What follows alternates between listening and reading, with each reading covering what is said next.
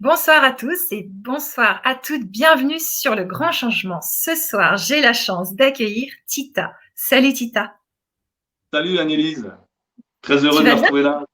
Ouais, je vais bien, Génial. merci. Et toi? T'es où là? Là, je suis au Haute-Nada, en Valais, en Suisse. Ok. C'est une station. Moi, je suis sur la Côte d'Azur et je vais très bien. Merci beaucoup. Donc, bienvenue à tous. On vous propose de nous dire si vous nous entendez bien et si vous nous voyez bien. Comme ça, on va savoir si tout se passe bien, si Tita est bien invisible et qu'on l'entend bien et tout, et tout, et tout. Donc, bienvenue, bienvenue. En attendant, Tita, je vais te proposer, on a déjà 7 personnes en ligne avec nous, et je vais te proposer de te présenter. Alors, c'est toujours un exercice délicat de s'auto-présenter, on va dire. Mais disons Ouais. que, voilà, actuellement, je suis écrivain, coach et conférencier. Et j'ai la chance d'être au bénéfice d'une expérience riche, très, très riche, avec un cursus assez éclectique, puisque j'ai été entrepreneur pendant plus de 20 ans, avec des entreprises différentes. J'ai été aussi salarié pendant une dizaine d'années. Et puis, si tu veux, c'est la maladie, la confrontation avec la maladie qui m'a fait basculer de l'entrepreneuriat classique, on va dire, vers l'entrepreneuriat plus tourné vers les autres, à travers le coaching, etc. Et c'est Mhm. suite à la maladie de Lyme au dernier stade, qui a couvé pendant très, très longtemps, que j'ai décidé de retourner sur les bancs d'école, de passer mon master de coach. Et je suis donc Wow. maintenant coach certifié depuis 5 ans, enfin 6 ans bientôt. Et je distille mon expérimentation aux gens qui me font confiance, en gros. Et donc, je viens de sortir un livre aussi il y a 2 mois maintenant par rapport à tout ce passage de ma vie qui a été très enrichissant. Ok, tu peux nous redire le titre de ton livre? Alors, le livre, il est là, mais je pense que ça va être à l'envers. Ça s'appelle Il fait si Non, bon, je reste en... C'est à l'envers, non? non, Non, c'est c'est pas à bon. l'envers. C'est bien. Il fait si bon, je reste encore un peu. Et en fait, le sous-titre, c'est Comment une maladie sur le point de m'ôter la vie me l'a en fait sauvé. Et ça explique un certain nombre de réflexions, mais aussi des solutions, euh, un peu toute l'humanité et la sensibilité qui a été la mienne pendant ce passage très éprouvant de ma vie. Et j'ai pensé que ça pouvait servir vraiment à d'autres personnes, parce que c'est pas axé sur la maladie du tout, hein, c'est ça qu'il faut comprendre. C'est vraiment Ouais. pour apporter quelque chose aux gens, quelle que soit la situation de chacun. Donc c'est ça qui est intéressant. C'est pas un livre de plainte ni rien. Il y a beaucoup de solutions, il y a de l'humour, il y a de la dérision, et je dresse vraiment un portrait au vitriol de la société dans laquelle on vit actuellement aussi. Hmm. Waouh, merci beaucoup. En tout cas, ce que tu dégages, c'est vraiment de la force, c'est pas du tout de la plainte, donc j'imagine bien que le livre n'est pas comme ça. On a déjà 37 personnes qui sont en ligne avec nous. Et il y a Nathalie Lemaire qui te salue, qui te dit bonsoir depuis les Vosges. Peut-être que tu la Ah connais, ben, Nathalie? non, j'ai pas ce plaisir, mais bonsoir Nathalie en tout cas, et bienvenue pour cette soirée qui va être très sympa, je pense. Ouais, merci Tita. Donc, j'ai pas encore le retour de si vous nous voyez bien et si vous nous entendez bien. J'aimerais vraiment le savoir, si vous voulez bien nous le dire dans le chat, nous mettre un petit pouce en haut, nous mettre un petit cœur, nous dire que ça va bien.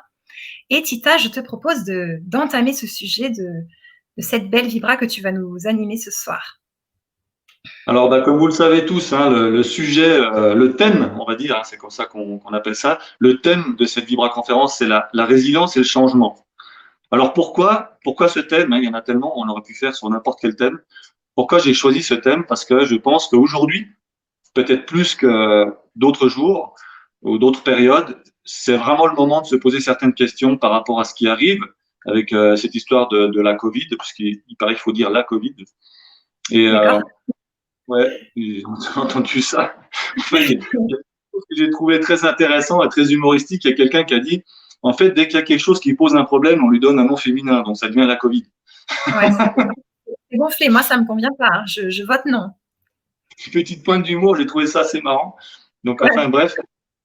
Mais disons que c'est vrai qu'on entend énormément parler de résilience, de changement, et on se pose des questions. Qu'est-ce que c'est déjà réellement? Donc ça, c'est déjà la première question. Quelle est la définition de la résilience? En fait, Ouais. la résilience, si on résume ça synthétiquement, c'est la capacité qu'on a à triompher de certains traumatismes. Et avant tout, c'est plutôt basé sur le physique. En psychologie, la résilience, c'est Boris Cyrulnik qui a vraiment développé ce thème-là. C'est au départ pour définir quelque chose chez l'enfant. Et puis, on a approprié ça après à l'adulte. Et c'est devenu la résilience que tout le monde connaît, qui est, on va dire, symboliquement, la capacité qu'on a à sortir d'une situation dans laquelle on est mal, dans laquelle on a vécu un traumatisme quel qu'il soit, que ce soit une maladie, une séparation, la perte d'un travail, qu'importe, et on arrive à basculer.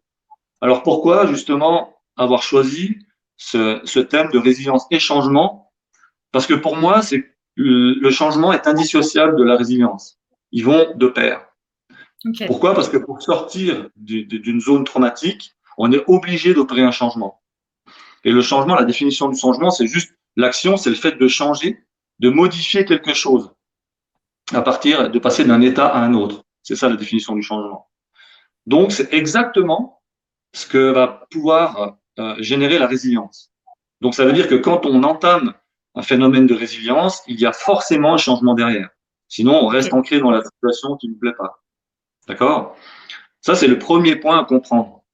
Et ce qu'on va aborder un peu plus loin, c'est de quelle manière on peut arriver à utiliser cette capacité de résilience pour amorcer ce changement. Alors, il existe un certain nombre de choses. Tout ce que je vais dire aujourd'hui, tout ce que je dis ce soir, je fais toujours une petite mise en garde. Tout ce que je dis, ce que je distille est en relation avec mon expérimentation personnelle. Ça veut Oui. dire que c'est le fruit de ce que j'ai testé, de ce que j'ai appris, que ça soit de sources différentes, que ça soit par moi-même, etc., qu'importe. Mais ce sont des choses que j'ai testées, que je fais moi-même. Et ça, c'est important de le savoir. J'ai pour habitude, je ne parle pas de ce que je ne sais pas.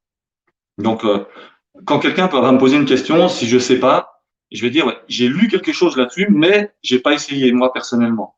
Mhm. Et ça, c'est quelque chose, j'insiste toujours dessus, parce que je ne veux pas que quelqu'un puisse un jour dire, ouais, mais tu dis quelque chose que tu mets pas en application, ou tu m'as donné un jour un conseil, mais est-ce que toi, tu l'as déjà fait? Non. Non, mais j'ai lu que. Si c'est le cas, je le dis. D'accord. Mais jamais. Voilà, ça, c'est très, très important. Aujourd'hui, tout ce que je vais dire, les quelques clés que je vais vous donner, que je vais partager avec vous, sont des clés que j'ai mis à exécution pour moi et qui ont fonctionné pour moi. Pour autant, je me garderai bien de dire qu'elles vont fonctionner pour toi, pour toi, pour toi, pour n'importe qui d'autre. Pourquoi? Parce qu'on est tous différents, parce que la situation qu'on vit est différente et parce que notre perception est différente. Et la perception, c'est ce qui va définir l'intégralité du contexte et de notre vie. Et ça, je vais y revenir plus loin parce que c'est une des clés de l'engagement qu'on peut prendre dans la vie. Mhm. Aujourd'hui, il faut savoir que lorsque quelqu'un est dans un état qui se rapproche d'une résilience, c'est qu'il vit un traumatisme. D'accord? Donc ça veut dire que on est dans une situation inconfortable, on a eu quelque chose qui ne va pas, comme on l'a dit tout à l'heure, les exemples ne manquent pas. Pour se sortir de ça, il y a des endroits où on peut se réfugier, qui sont des endroits physiques comme des endroits mentaux, émotionnels, etc. Par exemple, en psychologie, on utilise énormément le déni, la rêverie, l'intellectualisation, l'abstraction, l'humour. Tout ça, ce sont des mécanismes de résilience. C'est ce qu'on appelle des mécanismes. Donc, il y a des gens, ils vont utiliser le déni pour utiliser la résilience et amorcer ce changement. D'autres personnes vont intellectualiser la situation pour pouvoir la passer, l'accepter, etc. Donc, une fois de plus, il n'y a pas de solution universelle à rien. C'est très, très dépendant du contexte, de qui on est, de ce qu'on vit à cet instant-là. D'autres vont se réfugier dans la rêverie, dans l'humour, qu'importe. Mais chacun va aller chercher ce qui va lui correspondre au moment où il va devoir vivre ça. Ça, c'est très important aussi à garder en soi. C'est qu'il n'y a pas, moi, je donne jamais une règle en disant, voilà, tu veux t'en sortir, voilà comment il faut faire. Non, il faut que chacun trouve ce qui va lui correspondre. Ça, c'est fondamental. Il n'y a pas un tableau noir où c'est marqué, voilà, dans tel cas de figure, tu vis telle situation, il faut faire ci, il faut faire ça, il faut faire ça. Ça marche pas, c'est pas vrai. Il y a des choses qui marchent pour des personnes, d'autres choses qui ne marchent pas pour d'autres personnes. Mhm. Moi, j'ai fait des choses qui ont même marché à un moment donné et qui aujourd'hui, par rapport à mon contexte, à qui je suis aujourd'hui, ne fonctionnent même pas avec moi. Ça aussi, Ouais. il faut bien le comprendre, il faut bien l'accepter. C'est que ce qu'on a fait à un moment donné peut ne plus nous correspondre à un autre moment donné. À un instant T, ça va nous satisfaire, ça va fonctionner, mais après, on a changé, on a évolué, et à un instant T prime, ce qu'on a fait ne marche plus. Donc ça, c'est pour tout dans la vie, dans toutes les sphères de la vie. Et la résilience et le changement, ça n'échappe pas à la règle. Moi, je vais vous lire 14 points que j'ai ressortis, qui vont vous permettre peut-être de trouver, justement, à travers ces points, des choses qui vont vous aider si vous vivez une situation, si tu vis une situation qui ne te plaît pas, inconfortable, quelle qu'elle soit, qui va peut-être te permettre d'amorcer un changement. Mais avant de te les lire, je veux juste que tu saches que moi, j'ai vécu, ce que j'explique à travers mon livre, c'est que j'ai vécu une période très, très dense, pendant plusieurs décennies de ma vie, où j'ai perdu des êtres proches, où j'ai perdu mon frère, mon père, ma mère, etc. Et la succession de chocs émotionnels a fait que la maladie s'est développée après en moi. Et le fait que je ne vivais pas une vie en accord avec celle que j'étais censé vivre, celle qui correspondait dans mon cœur, a fait que je me suis retrouvé bloqué par la maladie à un moment donné. Donc c'est important de comprendre aussi que la maladie devient le mal à dit. Le mal vient nous dire quelque chose à travers notre corps, à travers notre esprit, parce qu'on ne change pas ce qui devrait l'être. Donc avant d'en arriver à un état de changement et de résilience, il est important de comprendre que si on n'est pas heureux, si quelque chose nous bouscule, c'est qu'on doit changer quelque chose. Pour autant, ce changement, des fois, il n'est pas forcément radical. Je prends un exemple tout simple. Si aujourd'hui, quelqu'un a une relation de couple et cette relation de couple, elle s'étiole, l'amour diminue, les gens s'entendent plus entre eux, on peut se dire, oui, il faut se séparer, ça sera mieux, etc. Pas forcément. Puisque, comme on l'a dit tout à l'heure, tout n'est qu'une question de perception. Si un des deux partenaires du couple perçoit sa vie différemment, se remet en cause et arrive à se dire, oui, finalement, si moi maintenant, je vois les choses autrement, mon attitude va changer et par conséquent, ma réalité aussi, et l'attitude et la réalité de l'autre aussi, par voie de conséquence. C'est toujours une suite de choses, un enchaînement. Tout est lié. Et cette perception-là, elle nous appartient, elle est personnelle. On dit tout le temps, oui, les enfants, il y a des adages qui sont rigolos. On dit la vérité sort toujours de la bouche des enfants. Ouais. On dit ça, c'est pas vrai, mais on dit ça parce qu'à la base, on pense qu'ils sont encore pas corrompus. Ça, c'est vrai, généralement. Et plus on vieillit, plus on est corrompu par les adultes, l'entourage, etc. Mais c'est cette perception-là qui nous est personnelle, qu'on peut modifier en tout temps. Et ce qui va être le gros frein pour cette évolution de changement à travers la résilience, c'est la peur. La peur est un poison qui nous ronge tous. Qui qu'on soit, tous les êtres vivants de cette planète connaissent un jour ou l'autre ce sentiment, cette émotion qu'est la peur. Enfin, c'est un sentiment. Et la peur, il y a deux attitudes possibles, la peur ou l'amour. Quand on vit cette situation, avant d'entamer une résilience ou le changement, soit on choisit l'amour, soit on choisit la peur. La peur est ce que le jour est à la nuit et ce que les blancs sont au noir, etc. par rapport à l'amour. D'accord ? Donc ça veut dire qu'on ne peut pas être simultanément dans les deux. C'est soit on est dans la peur, soit on est dans l'amour. Après, je vous expliquerai, il y a une petite question à se poser qui est intéressante quand on a des doutes, quand on se fait submerger par la peur, que les tripes se serrent, qu'on a l'estomac qui se serre. Ben, je vais vous le dire tout de suite pendant qu'on est dans le sujet.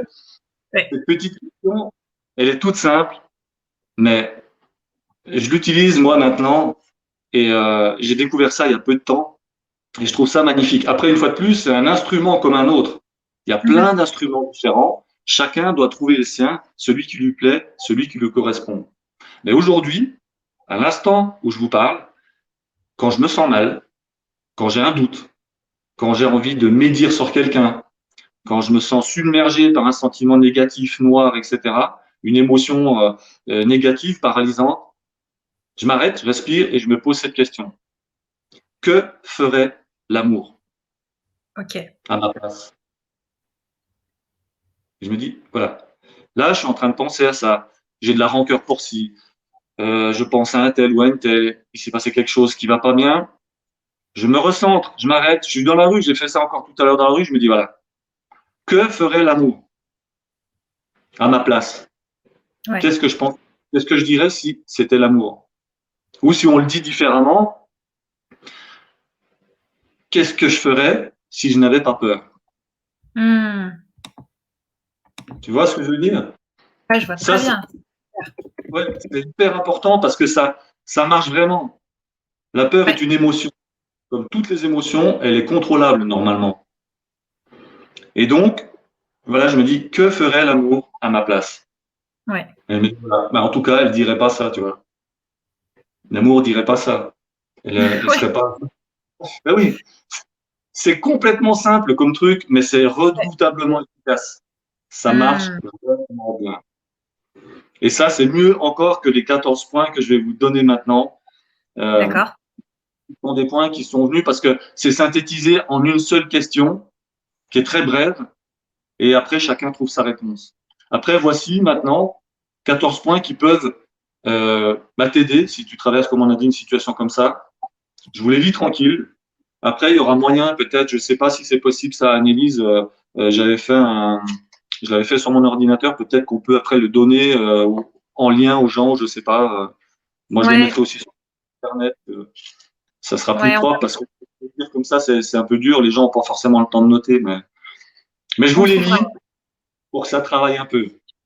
Ça Le marche. premier, c'est ne jouez pas les victimes. Au contraire, ne joue pas. Vous savez, moi, je tutoie toujours les gens. Donc, ne joue pas les victimes, bien au contraire. C'est vrai que généralement, on a tendance à se complaire dans un rôle de victimisation parce que ça nous permet de nous valoriser et on pense qu'on va exister à travers ça. C'est très délicat d'ailleurs. J'ai rencontré ce problème-là à travers la maladie aussi. Et quand j'essayais d'aider les gens après m'être m'en sorti, je me rendais compte que les gens devenaient la maladie. Pourquoi? Ouais. Parce que les gens s'identifient à la maladie au point de dire qu'ils sont la maladie. Parce qu'ils vivent à travers ça, parce que les gens se complaisent à leur donner de l'empathie ou des choses comme ça. Et du coup, ça leur donne une impression d'être vivant, d'exister à travers cette maladie. Et moi, j'arrivais, je voulais leur enlever ça et je me rendais pas compte que j'allais leur enlever leur raison de vivre quelque part. Et les gens me Ouais. disaient non, non, non, non, non. Donc ça, c'est extrêmement important de ne pas jouer les victimes et de surtout de ne pas s'identifier à la situation, que ce soit une maladie ou n'importe quoi. Il ne faut jamais s'identifier à ça. Le deuxième point, c'est de bâtir sa confiance en soi, son estime personnelle. Généralement, c'est vrai que j'ai vécu ça il y a quelques mois. Je me suis séparé il y a quelques mois. Euh, on en prend toujours pour son grade. Hein. Je veux dire, dans un couple, c'est jamais la faute d'une personne, c'est toujours la faute des deux, entre guillemets. Mais on n'en sort jamais indemne. Donc, Ouais. comme tout le monde, j'ai dégusté aussi. Aujourd'hui, je vois les choses différemment parce que j'ai la chance d'avoir certains outils, d'utiliser des outils, Ouais. puisque c'est aussi mon métier. Mais je constate que c'est souvent très difficile pour la plupart du temps, pour les gens, parce que on se sent diminué, on perd sa confiance en soi, parce qu'on se dit, ouais, mais on se sent coupable, ouais, mais c'est parce que je suis pas assez bien, c'est parce que si, c'est parce que ça. Donc ça, c'est très important, il faut rebâtir sa confiance en soi. Pour ça, il faut être optimiste, voir le bon côté des choses. Donc le verre à moitié plein plutôt qu'à moitié vide. Hmm. Il faut trouver des buts dans sa vie, lui trouver un sens aussi. C'est vrai qu'après, si on est trop en train de tourner sur soi-même, on a tendance à ressasser toujours la même chose. C'est pas très bon non plus. Donc, on va amplifier, déformer le phénomène. On va toujours trouver quelqu'un dans son entourage qui va venir donner un petit coup de main pour faire d'une colline une montagne et d'une montagne un Everest. Donc ça, c'est extrêmement important aussi. Cinquième point, il faut être flexible et enthousiaste face au changement. Alors, c'est facile à dire. Quand on est au fond du coup ou à l'entrée du tunnel, c'est difficile de se sentir enthousiaste face au changement. J'ai Ouais, ouais, assez ouais. donné. Ah oui. Donc c'est pareil. C'est des choses vraies, mais c'est toujours difficile à mettre en pratique, surtout quand on est seul. Ouais. Le sixième point rejoint ce que j'ai dit tout à l'heure, c'est s'entourer de personnes positives qui nous encouragent et nous apprennent des belles choses. Ça, c'est fondamental aussi. On connaît tous des relations toxiques autour de nous. Ce sont des gens qui se complaisent justement à vouloir nous donner un coup de main. Donc, si nous, on va mieux, ils nous donneront plus un coup de main. Donc, on leur enlève aussi leur raison d'exister. Donc, ils n'ont pas envie qu'on s'en sorte. Ça, c'est des relations toxiques. Ça va être aussi Mhm. les gens qui vont passer leur temps à te donner des conseils alors qu'eux n'ont jamais rien fait, par exemple. Ils n'ont jamais vécu la situation, mais ils connaissent toujours quelqu'un qui connaisse quelqu'un qui connaît quelqu'un qui a vécu la même. Ça, c'est un grand classique aussi. Donc, ils vont nous abreuver de tas de choses qu'ils n'ont jamais mis en pratique et qu'ils ne connaissent pas, mais pour nous garder sous leur joug parce que ça leur donne du pouvoir. Et les gens recherchent le pouvoir. Donc, s'entourer des bonnes personnes, c'est important. Septième point, pratiquer une routine spirituelle. Ça, c'est très important aussi. Pourquoi? Parce que ça va permettre de focaliser l'esprit et l'émotion sur autre chose. Donc, ça peut être la méditation, ça peut être dire des mantras, ça peut être de l'autoconditionnement, etc. Et tout ça va permettre de remettre en perspective nos problèmes dans notre environnement.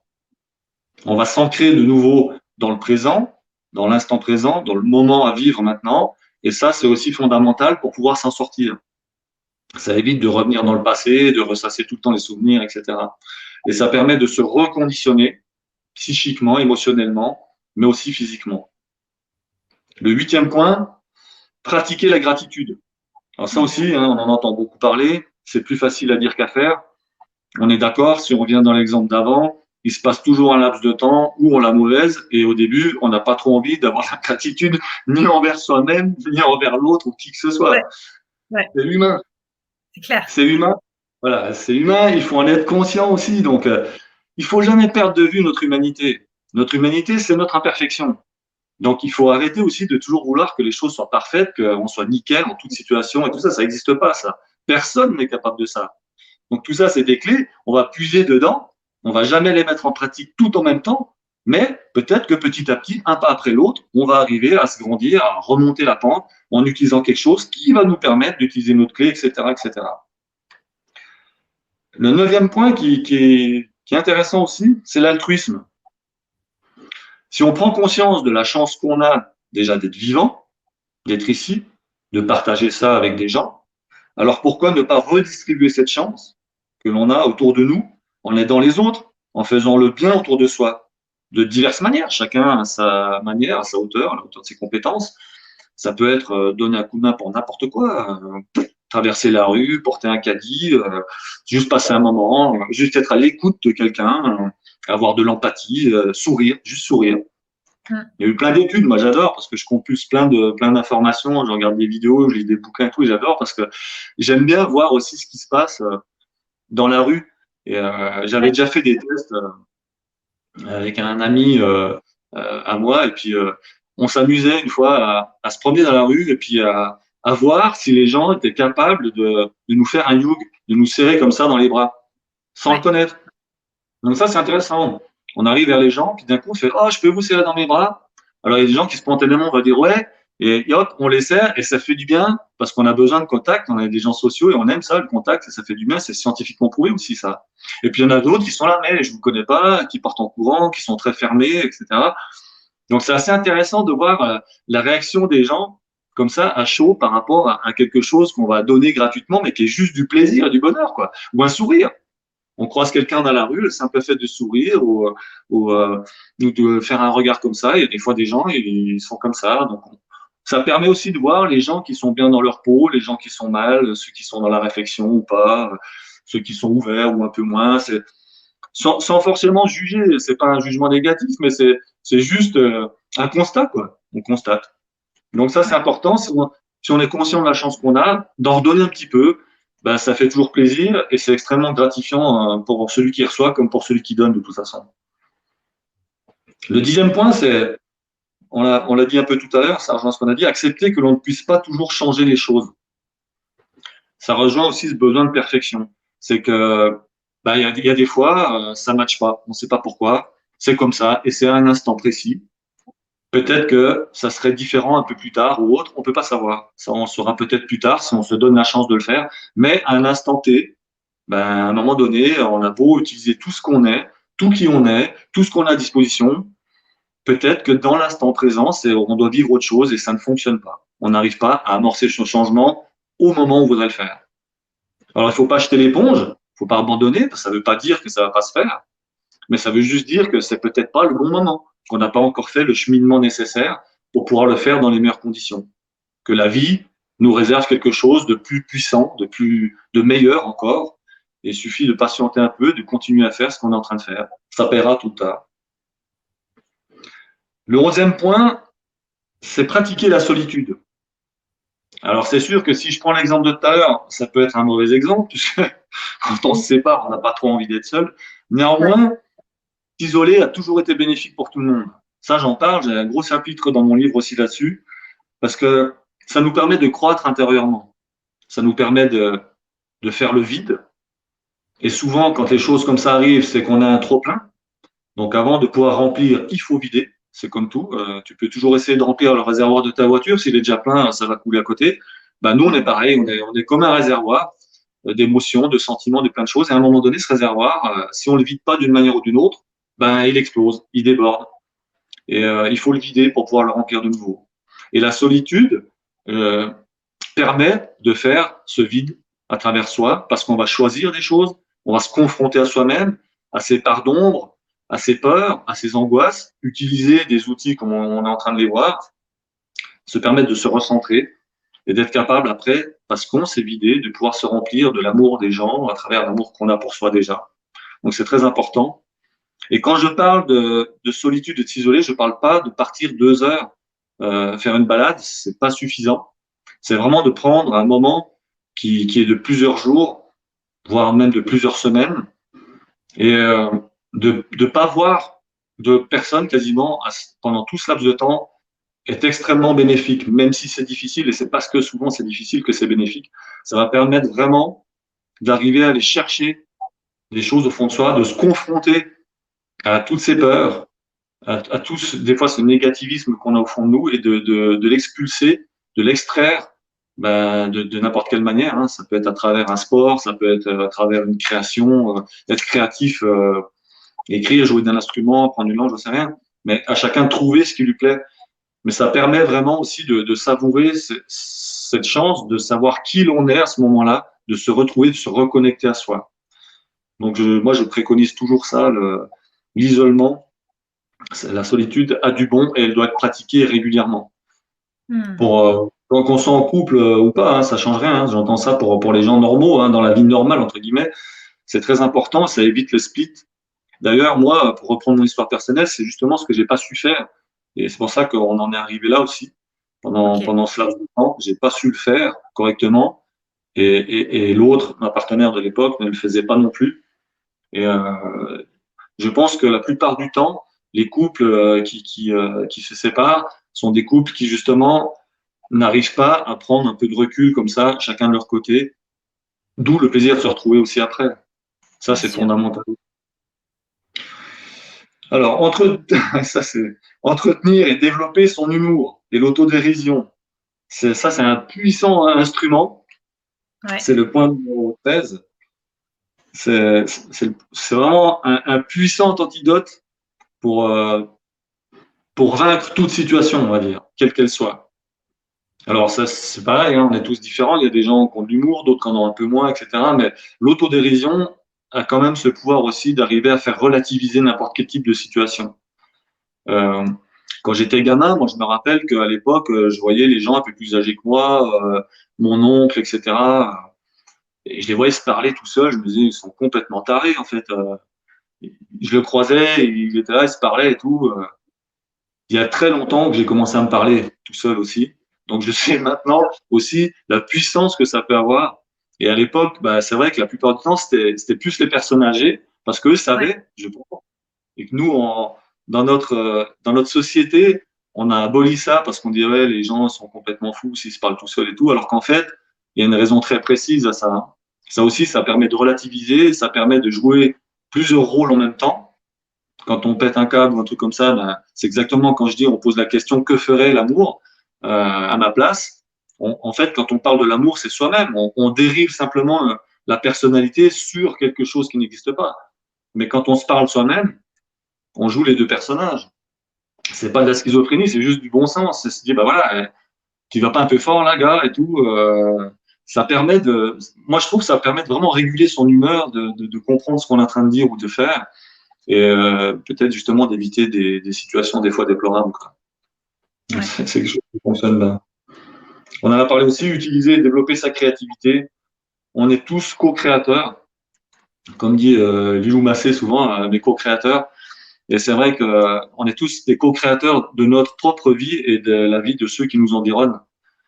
Puisqu'aujourd'hui, même ce qu'on est en train de faire à travers ça, cette Vibra-conférence avec toi, Annelise, toutes les personnes qui nous regardent, etc., qui vont voir cette vidéo-là, tout ça a un impact sur les gens. Et c'est très important de comprendre que tout ce qu'on va partager avec qui que ce soit va nous impacter d'une manière ou d'une autre. Même quand on dit non, moi, ça me glisse dessus, c'est pas vrai. Tout ce qu'on voit, tout ce qu'on entend, tout ce qu'on lit, tout ce qu'on touche nous impacte de la même manière. Et après, il y a des choses qu'on fait en même temps et l'impact est encore beaucoup plus fort. C'est comme ça, moi, j'explique aux gens aussi comment ils peuvent se reconditionner d'ailleurs en s'auto-conditionnant à travers des choses qui ont un impact parce qu'on va le lire à haute voix en l'écrivant, par exemple, des choses comme ça. Donc, l'impact est beaucoup plus important. Ça, c'est une autre histoire, ça fait partie d'autre chose. Mais c'est quelque chose de très, très puissant aussi. Enfin, euh, le dernier point, le 14e, c'est accepter qu'une situation soit comme elle est.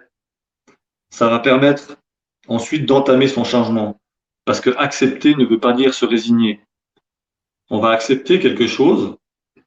Tout à l'heure, on a dit on va accepter que ça puisse ne pas changer. Là, c'est pas le cas. Mais si on accepte la situation telle qu'elle est, dire ok, bon, c'est comme ça. C'est comme ça. J'ai fait ce que j'ai pu. J'ai donné le maximum. Ça plaît pas à tout le monde, mais c'est comme ça. C'est exactement ce que je fais maintenant. Cette vibra-conférence, je la fais en étant qui je suis. Je donne qui je suis. Ça va pas plaire à tout le monde. Je donne 100% de qui je suis. Même si ces 100%, ils correspondent peut-être qu'à 10% de ce que les gens penseraient, ou pour un autre, ça va être 1000%, j'y peux rien. C'est comme ça. Mais si à la fin, je peux me dire, voilà, bah, j'ai peut-être merdé à des endroits, j'ai pas été super bien, mais c'est moi. J'ai été naturel, j'ai donné tout ce que j'avais dans le cœur, tout ce que j'avais dans le bide, alors je serai satisfait, même si personne n'est satisfait. Et Oui. c'est ça qui est important. C'est ça qui compte le plus, finalement. Et si, après, alors, une personne dit, ouais, ça m'a parlé ce que tu as dit. Il y a un truc que tu as dit. Si j'avais parlé 18 heures d'affilée, il y a un truc que tu as dit, pendant 2 secondes, ça m'a touché. Ben, c'est génial. Ça me suffit. Donc, ça, c'est Clair. pareil. Hein, tu vois ce que je veux dire? Non, ta phrase, Faut, Tita, l'amour à ma place. Ça, c'est trop puissant comme phrase. Je vais la noter. C'est trop bien. il quoi? Je disais la phrase que tu as dite, que ferait l'amour à ma place? Là, pour moi, je vais l'écrire. C'est vraiment puissant, tu vois. Ouais, ça, c'est génial. Ça, c'est top. Après, dans les grands principes, on va dire, qui continuent ces 14 points, si on les développe un petit peu, il y a des choses qui coulent sous le bon sens aussi. Mais ce bon sens-là, il est altéré quand on est mal. On a comme des œillères qui poussent au fur et à mesure et qui rétrécissent notre champ de vision. Et si on n'est pas capable, à travers des gens, ça c'est d'ailleurs très important, d'être capable de demander de l'aide. Pendant des années et des années, des décennies complètes, j'ai tout fait tout seul. Les entreprises que j'ai montées pendant plus de 20 ans, j'ai tout créé tout seul, j'ai tout managé tout seul, j'ai tout fait tout seul. Et il n'y a aucune gloire à tirer de ça. Parce qu'en fait, ça m'a pris beaucoup de temps à me rendre compte que seul, on ne peut rien faire. On n'est pas fait pour vivre seul. On n'est pas fait pour faire les choses seul. On est fait pour partager. C'est ce qui nous fait grandir, ce qui nous fait croître intérieurement, extérieurement. C'est le fait de donner aux gens qui va nous permettre de nous enrichir en les enrichissant. Ce que je fais là, c'est la même chose. Ça m'enrichit même s'il n'y a pas de dialogue avec les gens directement. Euh, voilà, après, c'est pour ça que le présentiel, c'est toujours mieux. J'aime bien parce qu'il y a une interactivité différente. Mais bon, Ouais. avec la Covid, c'est pas évident. Mais ça, c'est très important aussi. C'est d'arriver à comprendre que seul, dans son coin, on fait rien. C'est aussi une question de bon sens. On peut être le plus grand génie que la Terre ait jamais porté. Si personne ne le sait, ça ne servira à rien. On va jamais améliorer la vie de personne. On peut être n'importe qui, dans un sens comme dans l'autre d'ailleurs. Hein. On parle de génie, mais sans prendre un exemple en disant que c'est plus ou moins bien, mais un gars comme Adolf Hitler, s'il n'y avait pas eu des gens qui l'avaient suivi, on n'aurait jamais entendu parler de lui. Bien sûr. Un type comme Edison, c'est la même chose. S'il n'y a pas eu à un moment donné quelqu'un qui lui a fait confiance, qui lui a donné aussi du financement, qui lui a permis d'évoluer, de faire ses expériences, il n'avait pas pété 10 000 ampoules, on n'aurait jamais allumé une ampoule du tout. On n'aurait jamais connu ce filament. Donc ça, c'est très important. Et moi, j'ai mis un temps de fou à arriver à comprendre ça, à comprendre que j'avais besoin des autres, que j'avais besoin d'aide aussi quand j'étais en difficulté, de demander aux gens. C'est peut-être parce que j'avais un ego surdimensionné ou je sais pas quoi, et ça m'empêchait d'aller vers les gens, de dire ouais, tu sais, tiens, là je suis emmerdé ou je suis pas bien ou je me sens mal ou je sais pas quoi, qu'importe, mais par rapport à une situation précise, je voulais tout le temps me débrouiller tout le temps, tout seul, tout le temps, tout le temps. Jamais j'allais demander. Donc n'hésite pas si tu vis une situation à aller demander service à quelqu'un qui t'inspire, quelqu'un en qui tu as confiance, quelqu'un tu te dis voilà, ce mec ou cette nana, j'ai envie qu'elle me parle, j'ai envie qu'elle m'écoute. Peut-être elle peut me diriger. Le simple, comme j'ai dit tout à l'heure, le simple fait d'avoir une écoute attentive va permettre de soulager quelqu'un qui est en difficulté. Et ça, on ne sait pas toujours le faire non plus. Mais il faut trouver les bonnes personnes. Donc ça rejoint un des petits éléments que je vous donne aussi, c'est éviter de trop rester centré sur soi-même, voir du monde, aller chercher de l'aide, puiser dans vos relations, trouver des nouvelles relations, bouger. Il faut limiter l'apport d'informations négatives aussi. Aujourd'hui, plus que jamais, on nous rabat les oreilles avec des tas de choses, que ce soit le vaccin, etc. Je ne vais pas parler du bien fondé de quoi que ce soit, c'est pas le but de la soirée. Mais aujourd'hui, moi, ça fait des années que je vis sans regarder les infos, sans acheter un journal. Parce que de toute façon, j'arrive toujours à savoir ce qui se passe. Parce qu'à travers Internet, ou les gens qui nous environnent, il y a toujours quelqu'un qui dit hey, t'as vu? Non. Ben là, il s'est passé ça. Ou t'as vu ce qu'ils ont, t'as entendu ce qu'ils ont dit là? Non. Et il va me le dire. Donc, les infos importantes que je suis censé avoir, je les ai tout le temps par un canal ou un autre. J'ai pas besoin d'aller les chercher. Et moi, je veux surtout pas me faire polluer. Il y a déjà assez de choses autour de nous qui nous pourrissent la vie tous les jours. Qu'est-ce que je vais me faire chier à aller chercher une information qui, la plupart du temps, est galvaudée, même pas vérifiée ni rien, qui va changer au cours du temps dans la semaine qui arrive, où ils vont dire le contraire. Non, ça évitez. Si vous voulez être bien, ça sert à rien de regarder les infos à longueur de journée, de vous rabattre les oreilles avec ce qu'ils nous disent sur quoi que ce soit. Vous faites qu'avoir des doutes, vous demandez dans quel monde vous vivez, qu'est-ce que vous allez faire demain. Et nos enfants, j'ai entendu une conversation qui était hyper intéressante, je vais la partager avec vous, elle n'est pas très longue. L'autre fois, j'entends des gens qui disent, euh, parce qu'ici en Suisse, on n'est pas confiné comme en France, c'est beaucoup plus cool. Et j'étais dans la rue, tout ça, puis j'entends des gens qui discutent. Et c'était des jeunes. Et des jeunes, je sais pas, style 25 ans, 30 ans maxi, tu vois. Et j'écoute attentivement. Parce que il parlait justement de l'avenir, d'avoir des enfants, etc. Et il y a une nana qui dit, en tout cas, moi, c'est clair que jamais je ferai des gamins. Hein. Alors j'écoute comme ça, je prête l'oreille. Puis ah bon, pourquoi sa copine lui dit qu'il y avait des garçons, des filles. Hein. Ils commencent à parler entre eux. Puis il dit ben parce que dans le monde dans lequel on vit, on ne sait pas ce qu'on va faire demain. J'ai pas envie que mon gamin il soit malade, etc. Et puis moi, je me suis permis de rentrer dans la conversation et de dire, bah, excuse-moi, mais j'ai entendu ce que tu disais et je peux juste te dire quelque chose. Elle me dit, bah ouais. Je dis, je comprends, hein, tes doutes, tes peurs, les craintes que tu peux avoir par rapport à la situation qu'on vit. C'est clair que c'est merdique, personne ne sait rien, on ne sait pas ce qui va se passer. Mais je dis, c'est dommage d'avoir un raisonnement comme le tien parce que qui te dit que si tu avais un gamin, ça serait pas celui qui va tous nous sauver? Gros blanc. Wow. Hein? On dit, ouais. Dis qui te dit que c'est pas ton enfant qui a inventé un truc de ouf qu'on n'a même pas idée aujourd'hui, qui va révolutionner nos vies, ou trouver un vaccin, je sais pas quoi, ou qu'importe, mais inventer quelque chose qui va arranger la vie des gens. Ah ouais, j'avais jamais pensé à ça, qu'elle me dit. Je sais pas, maintenant tu y penseras. Donc c'est ça, C'est génial. c'est toujours une question de perspective et de perception.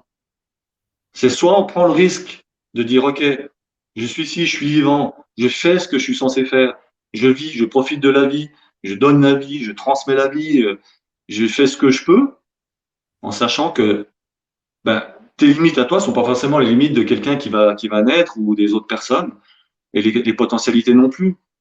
Tout est possible, dans tous les sens, dans le bon comme dans le mauvais. Et tant qu'on sera nombreux à penser ça, on pourra changer les choses.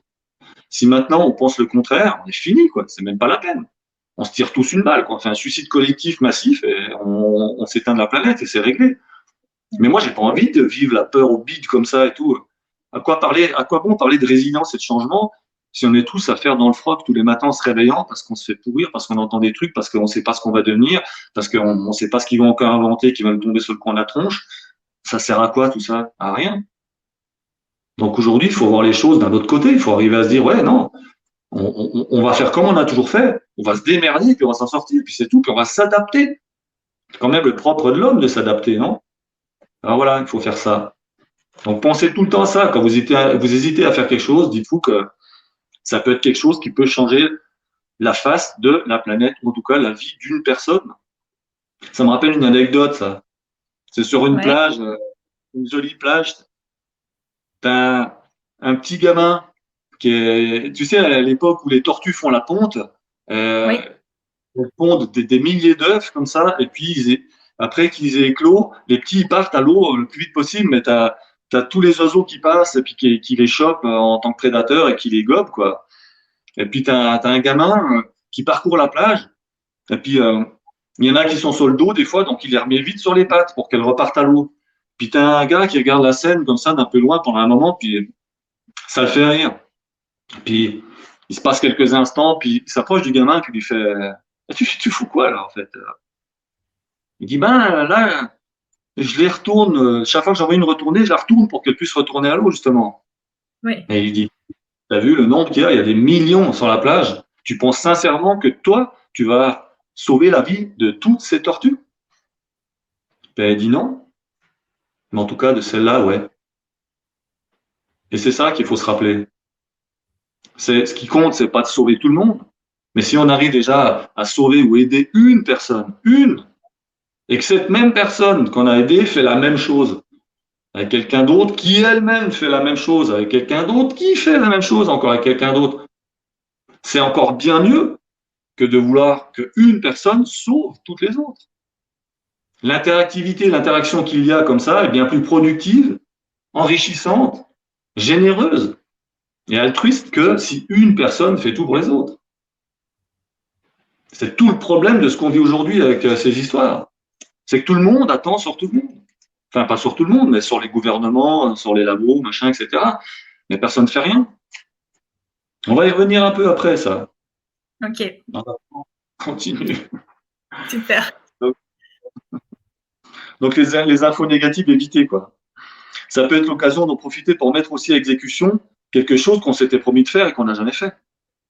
Le fait d'avoir peut-être un peu plus de temps, de s'être libéré de quelque chose, d'une emprise ou autre, ben, ça va nous permettre de dire, ben voilà, tiens, j'ai jamais fait ça, donc ben, maintenant je vais le faire. Mhm. C'est l'occasion aussi, difficile souvent, c'est souvent laborieux, de s'aimer, de se valoriser, de s'ouvrir aux autres. Ça rejoint ce qu'on disait tout à l'heure dans les 14 points, c'est redorer aussi son blason, commencer par s'aimer soi-même. On ne peut pas être aimé et on ne peut pas aimer les autres si soi-même on ne s'aime pas. C'est fondamentalement impossible. Ça ne marche pas. Dans la durée, ça ne marche pas. La relation est tronquée. Même la relation à soi-même est tronquée. Et ça ne fonctionne pas, ça ne marche pas. Ce qui est important de faire, c'est son bilan aussi. C'est des occasions de faire son bilan. Quand on vit des moments comme ça, faire le bilan de sa vie, sans se juger négativement, mais avec le plus de justesse et d'objectivité possible, arriver à être capable de se dire, ben voilà, j'ai merdé.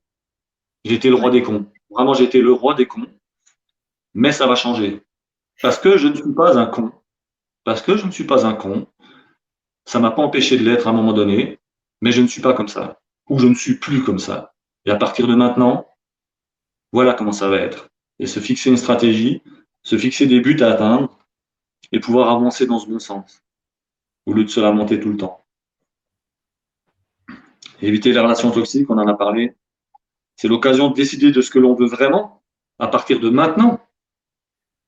Et de qui l'on veut être aussi. Qu'est-ce qu'on veut, qui on veut être. Tout ça, c'est des moments charnières. Chaque fois qu'on vit un moment comme ça dans sa vie, c'est un moment d'une puissance phénoménale. C'est aussi souvent un moment d'une dureté extrême. Mais c'est un carrefour. C'est toujours un carrefour. Ça n'arrive Mhm. jamais par hasard, jamais au hasard. C'est toujours le moment où on doit prendre une décision pour amorcer quelque chose, pour aller dans une nouvelle direction, pour conforter quelque chose qu'on avait peut-être déjà entamé auparavant, qu'importe. Mais c'est un moment où on doit se poser des questions, les bonnes questions, et trouver les bonnes réponses. Et se dire, ben voilà, éviter de retomber les schémas. Voilà, qu'est-ce que j'ai fait qui n'allait pas? Comment je m'y suis pris? Pourquoi ça s'est passé comme ça? Qu'est-ce que je peux changer? Qu'est-ce que je peux faire de mieux aujourd'hui? Et se dire que voilà, c'est pas parce qu'on a fait quelque chose qui n'allait pas que ça n'ira pas demain. Parce que si ça va déjà aujourd'hui, demain, ça ira aussi. Et travailler sur l'instant présent, ça, c'est très important aussi. C'est là qu'il faut mettre en place un plan d'action, une stratégie afin d'y parvenir. Ne pas hésiter à se faire aider, on en a parlé. Ne pas Ouais. chercher à être parfait, on en a parlé aussi. Comme on l'a dit tout à l'heure, le changement, c'est avant tout intérieur. Moi, j'incite toujours les gens, parce que je me suis rendu compte, dans mon expérience personnelle et dans celle des personnes que j'ai analysées, que ce soit autour de moi ou même plus loin, qu'il y a des facteurs aggravants, dans le bon sens du terme, qui peuvent aider une résilience et amorcer un changement beaucoup plus vite. C'est par exemple pour sauter un step, un pas, on va se dire, ben voilà, en même temps que ce changement intérieur se produit, redescendre du mental au niveau du cœur, c'est arriver à se dire, ben voilà, je veux être aujourd'hui différent de qui j'ai été hier. Et pour accélérer ce processus, bon, moi, c'est raté, mais je vais Ouais. changer de coupe de cheveux, par exemple. Tu vois ce que je veux dire? Changer Ouais. de coupe de cheveux, refaire une garde-robe, faire quelque chose qui se voit aussi extérieurement, que ça soit physiquement ou matériellement, c'est dire, ben voilà, aujourd'hui, j'amorce un changement et voilà, je me refais une tête, je me refais ma garde-robe, je vais faire quelque chose qui va se voir dehors. Et le fait de se voir après dans le miroir comme ça va nous inciter à continuer dans cette direction, de dire, bah, c'est cool. Voilà, là, le passé, c'est plus moi d'avant, maintenant, là, c'est moi aujourd'hui. Aujourd'hui, ça, c'est moi, c'est ma tronche. Et parce que j'ai une nouvelle tête, j'ai de nouvelles convictions, j'ai une nouvelle force, j'ai de nouveaux objectifs et je continue ma vie d'une nouvelle manière. Et à partir de là, les choses, elles évoluent, elles avancent beaucoup plus vite que si on reste tout le temps pareil, que si on fait toujours la même chose, que si on côtoie toujours les mêmes gens, etc., etc. Il faut trouver ce qui nous correspond, ce qui nous parle au fond de notre cœur. Mais voilà, ça, c'est le moment que ça change, quoi. Ça, il Mhm. faut que ça change. Et trouver ça, chacun doit trouver ça. Aujourd'hui, d'ailleurs, ce qui est très intéressant dans la situation qu'on vit aujourd'hui, c'est que ça prouve que, d'une part, il y a un énorme besoin de changement, mais au niveau planétaire, hein, j'entends, donc c'est pas pour rien non plus ce qui arrive. Aujourd'hui, on est tous unanimes pour dire qu'on vit dans une société qui ne peut pas continuer comme ça. Ça fait longtemps qu'on le dit, mais on n'a jamais rien fait pour que ça change. Étrangement, les événements font que on est obligé de prendre conscience que les choses doivent changer, évoluer dans un autre sens, même si on ne sait encore pas lequel. Mais ça permet déjà de prendre conscience qu'aujourd'hui, ben, le système dans lequel on vit, il est en fin de vie, justement.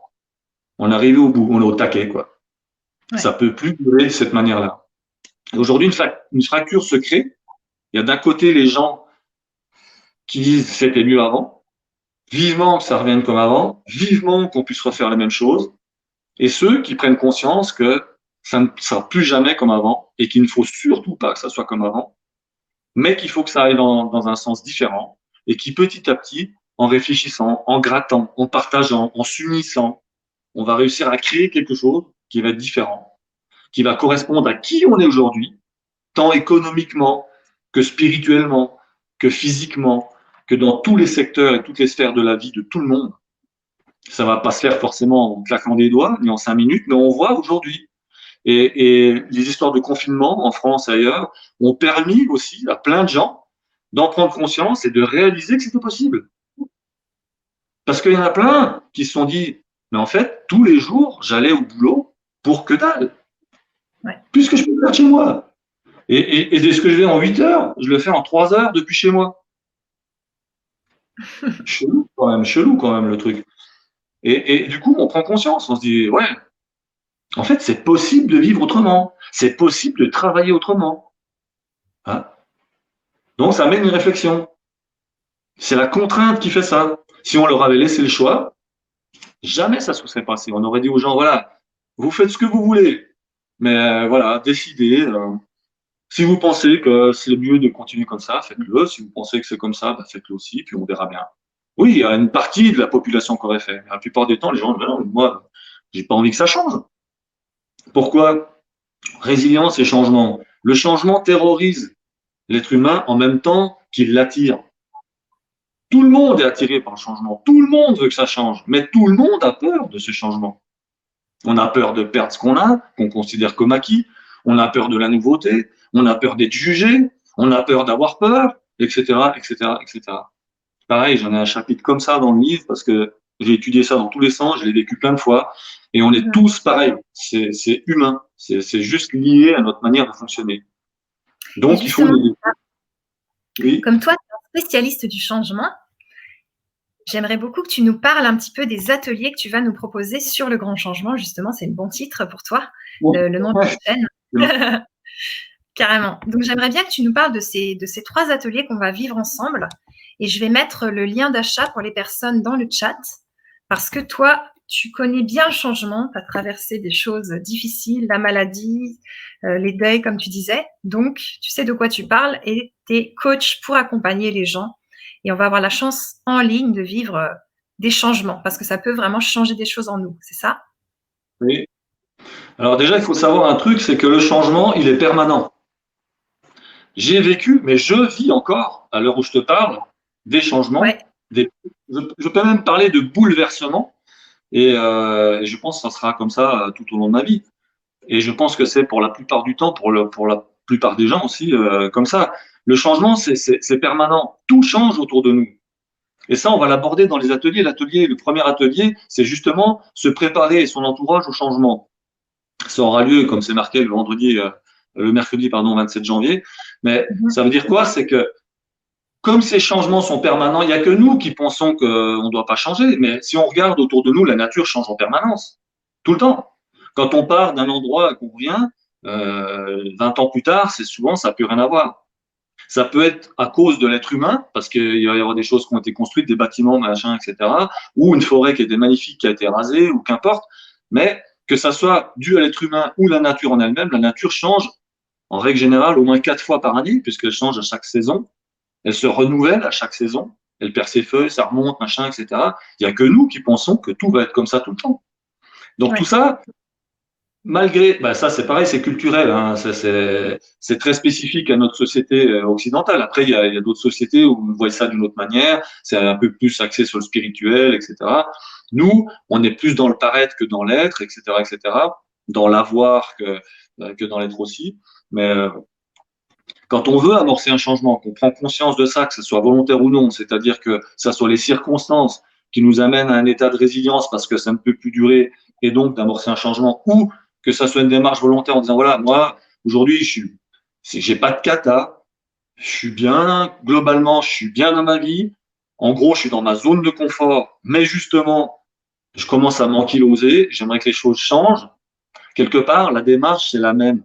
Sauf que quand quelqu'un fait cette démarche volontairement, le changement se passe plus en douceur et est souvent plus rapide. Ça, c'est 2 facteurs principaux qui font une grosse différence parce que justement, le fait d'être volontaire, il y a une conscience derrière, donc on va mettre beaucoup plus à exécution, on sera plus à l'écoute aussi de soi-même et de ce qui nous environne, donc ça va permettre de mettre les actions en place beaucoup plus rapidement. Quand on est mal et tout, comme je le dis, il y a déjà tout un travail personnel à faire avant d'accepter de tourner une page, de métamorphoser ce qu'on vient de vivre en quelque chose de positif. C'est un peu aussi, ça rejoint un peu aussi tout ce qu'il y a entre les États-Unis et la France. Quand on parle d'échec en France, aujourd'hui, quelqu'un comme moi, moi j'ai monté des entreprises pendant 20 ans, j'ai fait faillite plusieurs fois à travers la maladie, etc. En France, moi j'étais en Suisse, en France par exemple, c'est très très mal vu. On va voir une banque, quelqu'un comme ça, on discute, ouais, t'as fait quoi? Ah, j'ai monté des boîtes et tout, ouais, ça a marché pendant un moment, après il y a eu ci, après j'étais malade, et puis finalement au final, j'ai fait faillite, cette fois-là, machin, tout. Ouh, le vilain! C'est le bonnet d'âne, en gros, puis on va au point, quoi. Aux États-Unis, j'aime bien parce que j'adore, moi, j'ai été plein de fois, depuis 94, je vais là-bas, depuis 94, et j'aime ça parce que c'est pas la panacée, mais dans la vision des choses, quelqu'un qui va arriver, je prends le même exemple, j'arrive là-bas, j'explique la même chose, le mec va me dire, toi, je te veux dans mon équipe, ou alors, si tu as une idée, je t'aide. Parce que tu as fait une connerie ou tu as vécu quelque chose, et je sais que par définition, tu ne le feras pas. Logique. Okay. En France, on pense que parce qu'on a fait faillite une fois, on va faire faillite tout le temps. Les gens disent non, mais lui, il est con. Il a fait faillite, il est con. Donc si maintenant il fait, il va faire la même chose. Bah oui, je suis vraiment très con. Je vais faire pareil pour en faire pareil. Ouais, bien sûr. Non, aux États-Unis, on va dire attends, t'as fait une connerie, ok. D'ailleurs, il y a une anecdote aussi qui est véridique, je sais plus quel homme politique c'était, il était sur un porte-avions aux États-Unis, et puis il fait un décollage avec un pilote pour tester un avion comme ça, style d'inauguration du porte-avions. Il décolle, et puis à un moment donné, l'avion merde, et tout saute, ils sont en deux doigts de se cracher, le pilote arrive à se reposer sur le porte-avions, le gars il sort, tout le monde est confus, ils savent pas comment faire, puis lui dit est-ce que vous appelez-moi le mécano qui a préparé l'avion. Le mécano il arrive, tout penaud, la queue entre les jambes, il dit c'est bon, je vais me faire bourder. Et puis je sais plus qui c'est, si c'est Churchill ou quelqu'un comme ça, une pointure comme ça. Et puis il regarde le gars, il fait c'est toi qui a préparé l'avion. Ouais ouais monsieur. À tout à l'heure on va ressortir. C'est toi qui vas préparer l'avion. Je veux que ça soit toi et personne d'autre qui prépare cet avion. Tu m'as bien entendu? Ouais, ouais, monsieur. Et c'est ce qui s'est passé. Il est parti, il a fait son tour, ça s'est passé nickel. Pourquoi? Parce qu'il sait très bien que le gars, déjà, tu fais une connerie, tu n'étais déjà pas tranquille. Mais si on te donne une chance de te rattraper, parce qu'on te fait confiance à nouveau, parce qu'on sait que si tu as fait une connerie, ben, en tant qu'être humain normalement constitué, tu vas essayer de pas faire deux fois la même. Donc, c'est quelque part logique de mettre toute ta confiance dans quelqu'un qui a fait une erreur. Surtout si tu vises à ce qu'il ne la fasse plus, cette erreur-là. C'est de la pure logique, d'une question de bon sens aussi. Carrément. Une petite aparté, quoi. Je reviens sur l'atelier. Ouais, vas-y, reviens sur l'atelier, mais c'est intéressant. C'est une Dans vision positive. ouais, C'est c'est ça. le verre à moitié plein, tu vois, c'est voir que l'autre a fait une erreur et qu'il va changer, évidemment. Ah oui. Et dans les ateliers, c'est ce qu'on va aborder. On va aborder ça. Le premier, donc, on pense souvent que quand on va faire un changement, il suffit d'arriver, de décider et d'amorcer ce changement-là. Mais on oublie un élément extrêmement important, qu'est l'entourage. Et avant tout, soi-même. Ça veut dire quoi? C'est que quand on va amorcer le changement, dans le mot changement, ça vient du verbe changer. Donc, on va changer. Et a fortiori, si c'est une démarche volontaire. Qu'est-ce qui va se passer? Déjà, est-ce que nous, on est prêt à changer? Soi-même, en amorçant ce changement, est-ce qu'on s'est déjà posé la question, suis-je prêt à changer? Ou est-ce que je me complais, ou est-ce que je m'aime, ou est-ce que je suis bien comme ça? On a pris la décision de le faire, mais pour autant, on n'est pas souvent conscient que notre image extérieure et intérieure va se métamorphoser. Ça peut être déstabilisant si on ne sait pas s'y préparer. Et encore plus déstabilisant et souvent avec des conséquences désastreuses, notre entourage très proche, les gens qu'on affectionne particulièrement, si on ne les prévient pas, si on n'amène pas ça d'une certaine manière, ça peut paralyser, voire anéantir ce changement et même notre propre volonté d'y parvenir. Donc le premier atelier, il est basé là-dessus. De quelle manière on va parvenir d'abord à se préparer soi-même et après à préparer les gens qui nous entourent, à nous épauler ou en tout cas à ne pas nous dissuader de notre propre choix. Ça, c'est très important parce que souvent, on le néglige et les gens partent avec des intentions un peu fébriles. Ils se font saboter au bout de 3 fois et après ils reviennent la queue entre les jambes. Non, mais laisse tomber, c'est vrai. Mon beau-frère m'a dit ou ma sœur m'a dit que j'y arriverai jamais, que je suis en train de me faire entuber, que c'est comme si je balançais mon pognon par la fenêtre, machin, tout. Donc tout ça, il y a des mécanismes, il faut faire attention à un certain nombre de choses et c'est ce qu'on va aborder dans cet atelier numéro 1. Ok. Et il y aura des exercices dans cet atelier? Ouais, il y a des exercices. Ouais. D'accord. Il y a tout un explicatif, mais après, il y a des exercices. On peut même faire, j'avais pensé à faire en direct un atelier dans l'atelier. Je trouve ça très intéressant en un cas concret, euh, en jouant des rôles comme ça. Ça, c'est très, très intéressant. C'est très productif. Génial. Et c'est Super. concret. Ouais, c'est concret. L'atelier 2, alors, qu'est-ce qu'on va faire? L'atelier 2, en fait, ça va permettre de identifier ses valeurs personnelles. C'est la base de toute métamorphose, de tout changement, de toute résilience de la vie. Il est fondamentalement impossible d'arriver à faire un bon choix pour soi-même si on ignore qui on est au moment où on le fait. C'est-à-dire que, comme on l'a dit tout à l'heure, quand on en parlait, on évolue, on change en permanence. Ça veut dire que on a souvent une image de nous qui n'évolue pas dans le temps. Pourquoi? Parce qu'on demande rarement aux gens ce qu'ils pensent de nous, ou pas de la bonne manière. Ça, c'est un autre atelier que je fais. On en parlera, on n'en fait pas dans ces trois-là, mais D'accord. c'est un atelier très intéressant qui permet d'arriver à savoir ce que les gens pensent, que je fais faire aux gens pour, j'appelle ça atelier booster l'estime de soi. Et à travers les valeurs personnelles, c'est la même chose. On va s'identifier à travers un certain nombre de questions euh, et à peu près 256 valeurs, entre 250 et 300 valeurs. On va sortir les 10 valeurs principales qui font qui on est au moment où on va faire cet exercice-là. Cet atelier est très très productif parce qu'il va nous permettre de nous connaître au moment où on le fait. Et c'est pour ça que c'est un atelier qu'on doit faire normalement au minimum une fois par année. Moi, je D'accord. préconise tous les 6 mois. Pourquoi? Parce que on évolue tellement vite aujourd'hui dans la situation où on est, dans la société dans laquelle on vit. Tout bouge tellement vite que nous, on bouge, mais sans s'en rendre compte. C'est toujours le même exemple. Dans le bouquin, j'explique qu'il y a un moment donné dans la vie, en tant que parent, tous les gens qui ont des parents, ça a dû leur arriver. C'est à un moment donné, tu vois ton gamin qui est avec ses fringues, et puis d'un seul coup, tu le regardes, puis tu vois soit une chemise ou un pantalon, et puis il y a un doute, tu fais, mais merde, je me suis gouré du programme, quoi. Il a rétréci ton fringue, ou quoi. Non, c'est juste le gamin qui a grandi, en fait. Mais on l'a pas vu. On les voit pas grandir, nos enfants. Quand on vit toujours avec eux, on les voit pas grandir. C'est juste au moment où ils nous dépassent qu'on dit, mais purée, t'es plus grand que moi maintenant. Mais parce qu'on les voit tous les jours. Nous-mêmes, quand on se voit tous les jours dans le miroir, on se voit pas changer. C'est quelqu'un qu'on n'a pas vu depuis 10 ans qui va nous dire, oh la vache, t'as pris cher, ou ouais, c'est vrai, t'es pas trop mal conservé, machin, etc. Mais nous, on se voit pas comme on est parce qu'on se voit tout le temps. Et c'est pareil pour l'intérieur.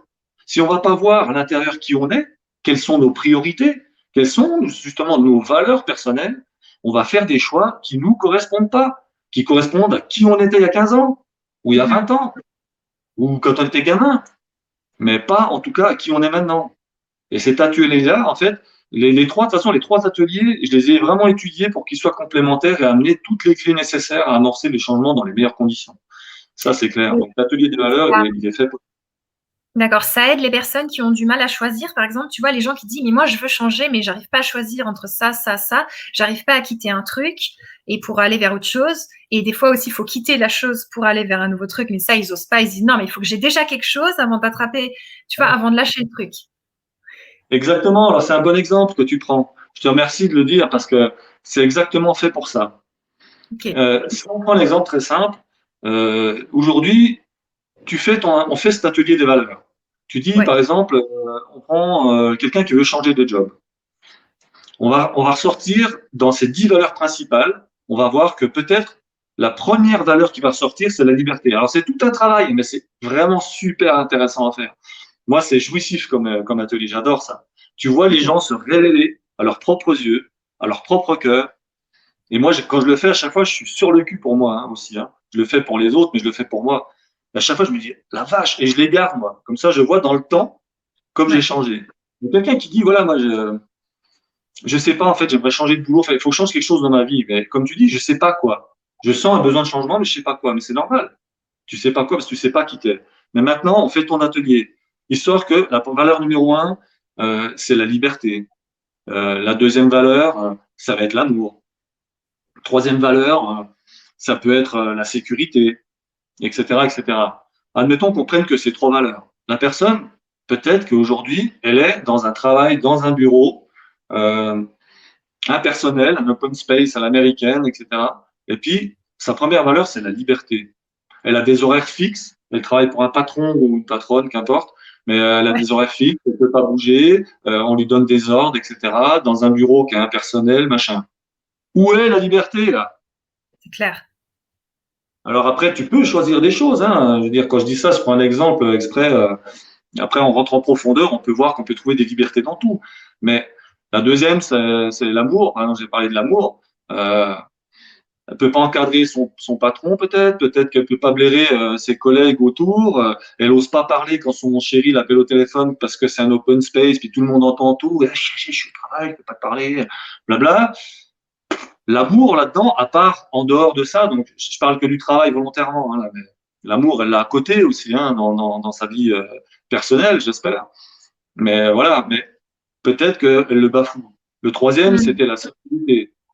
Sécurité, si c'est une boîte pareil, open space à l'américaine, machin, etc., peut-être qu'elle sera assez éjectable. Aujourd'hui, avec l'histoire de Covid, il y a plein de gens qui ne savent pas s'ils bosseront encore dans 2 jours, dans 3 jours. C'est le yo-yo en permanence. Aucune sécurité. Si on prend que ces 3 premières valeurs, il y a ce qu'on appelle conflit. Conflit de valeurs, c'est quand tu ne la respectes pas dans ton attitude, dans ta pensée, dans tes agissements.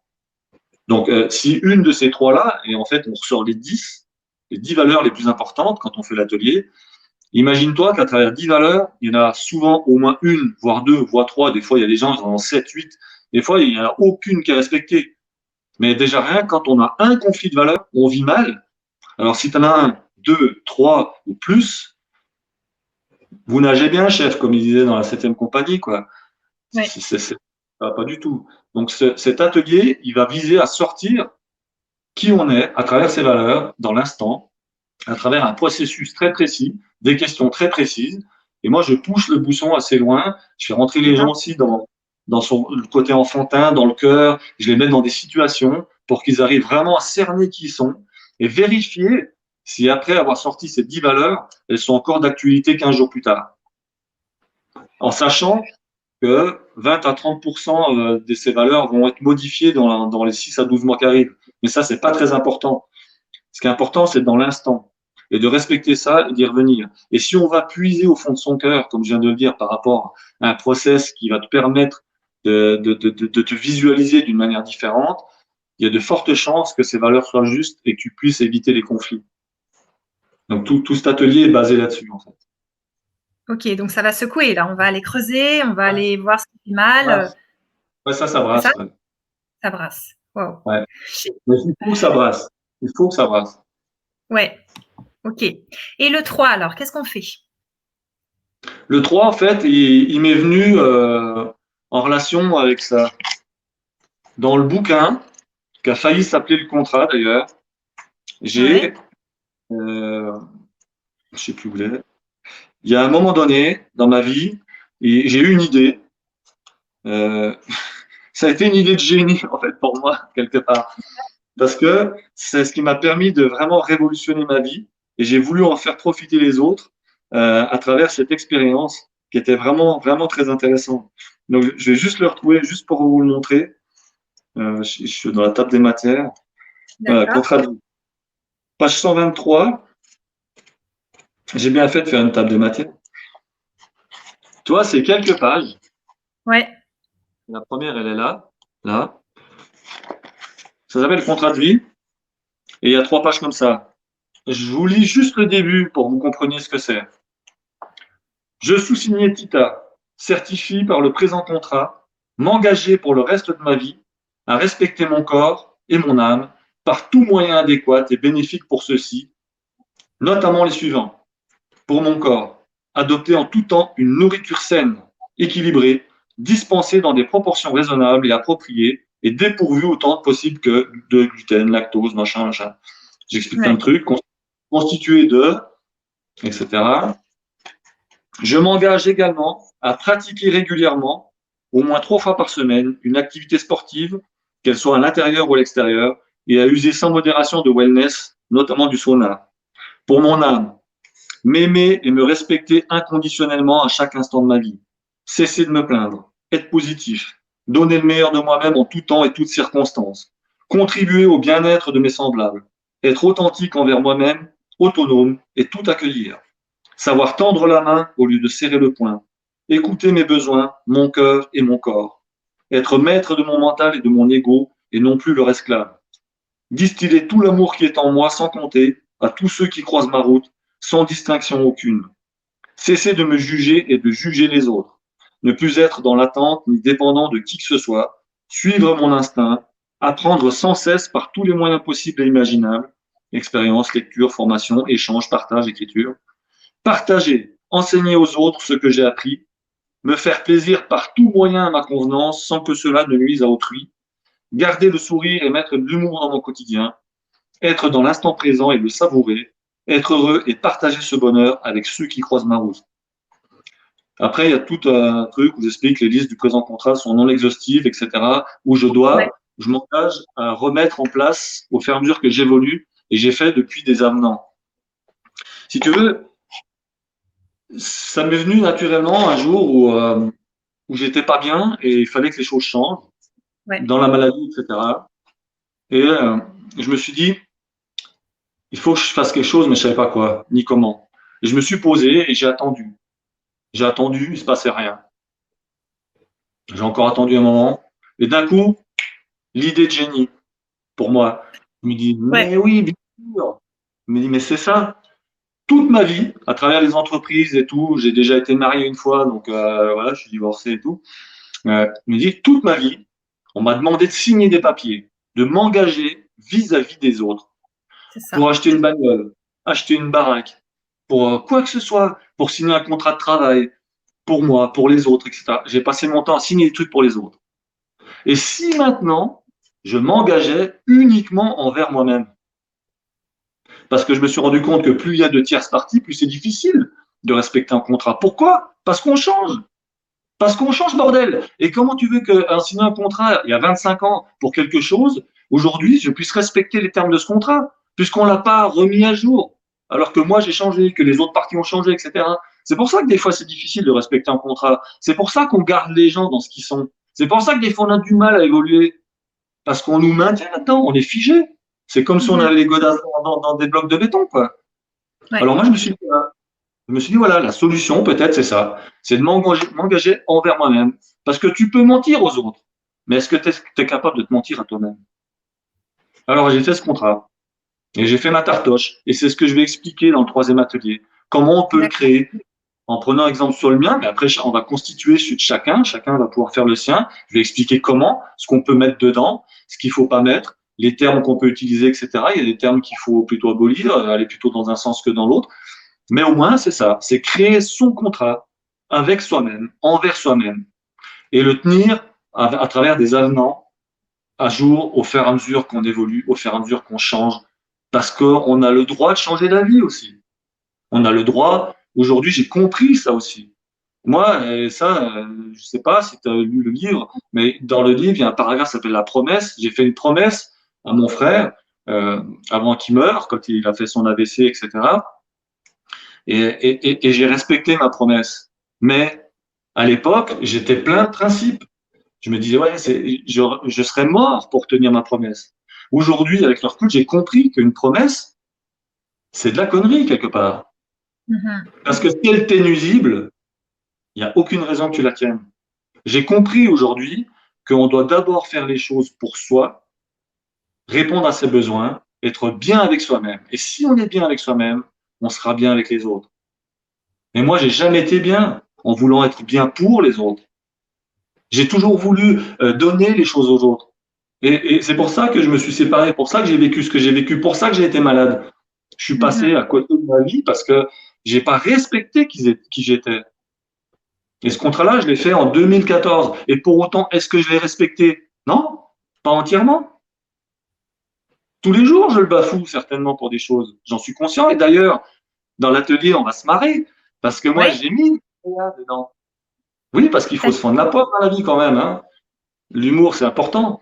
Et j'ai mis des petites lignes dedans, dans lesquelles je disais, si tu ne respectes pas ce contrat, tu dois rester conscient que c'est toi qui ne vas pas le respecter et que c'est pour ton propre bien que tu dois le respecter. Donc, si tu ne le fais pas, et j'ai marqué des trucs que je devais faire quand je ne le respectais pas.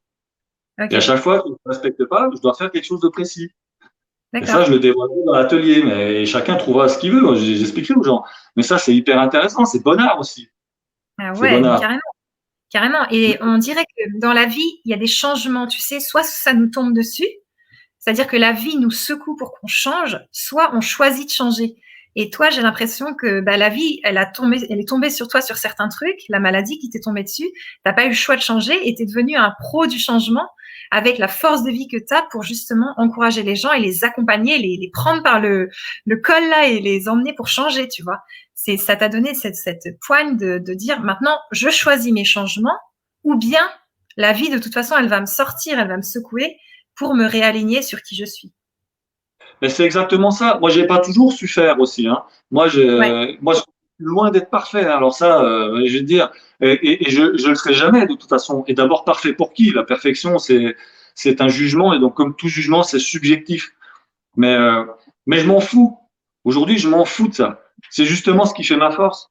Moi, je suis naturel. Quand je fais mes pubs, mes vidéos et machins sur les réseaux sociaux, moi, je fais beaucoup de sport et tout. J'en ai rien à foutre d'avoir la niaque qui pend, d'être pas coiffé ou des choses comme ça, parce que c'est comme ça. Je suis naturel, je suis en plein effort. Est-ce que je viens me pointer en smoking à la James Bond au-dessus d'une piste de ski que je viens de crapahuter tout Ouais, ça, je m'en fous.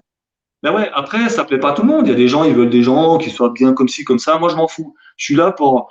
Moi, ce que je veux aujourd'hui, c'est aider les gens. Je veux leur donner qui je suis. Je veux révéler qui ils sont aussi à travers mon expérience, mon expérimentation et ce que je peux leur donner.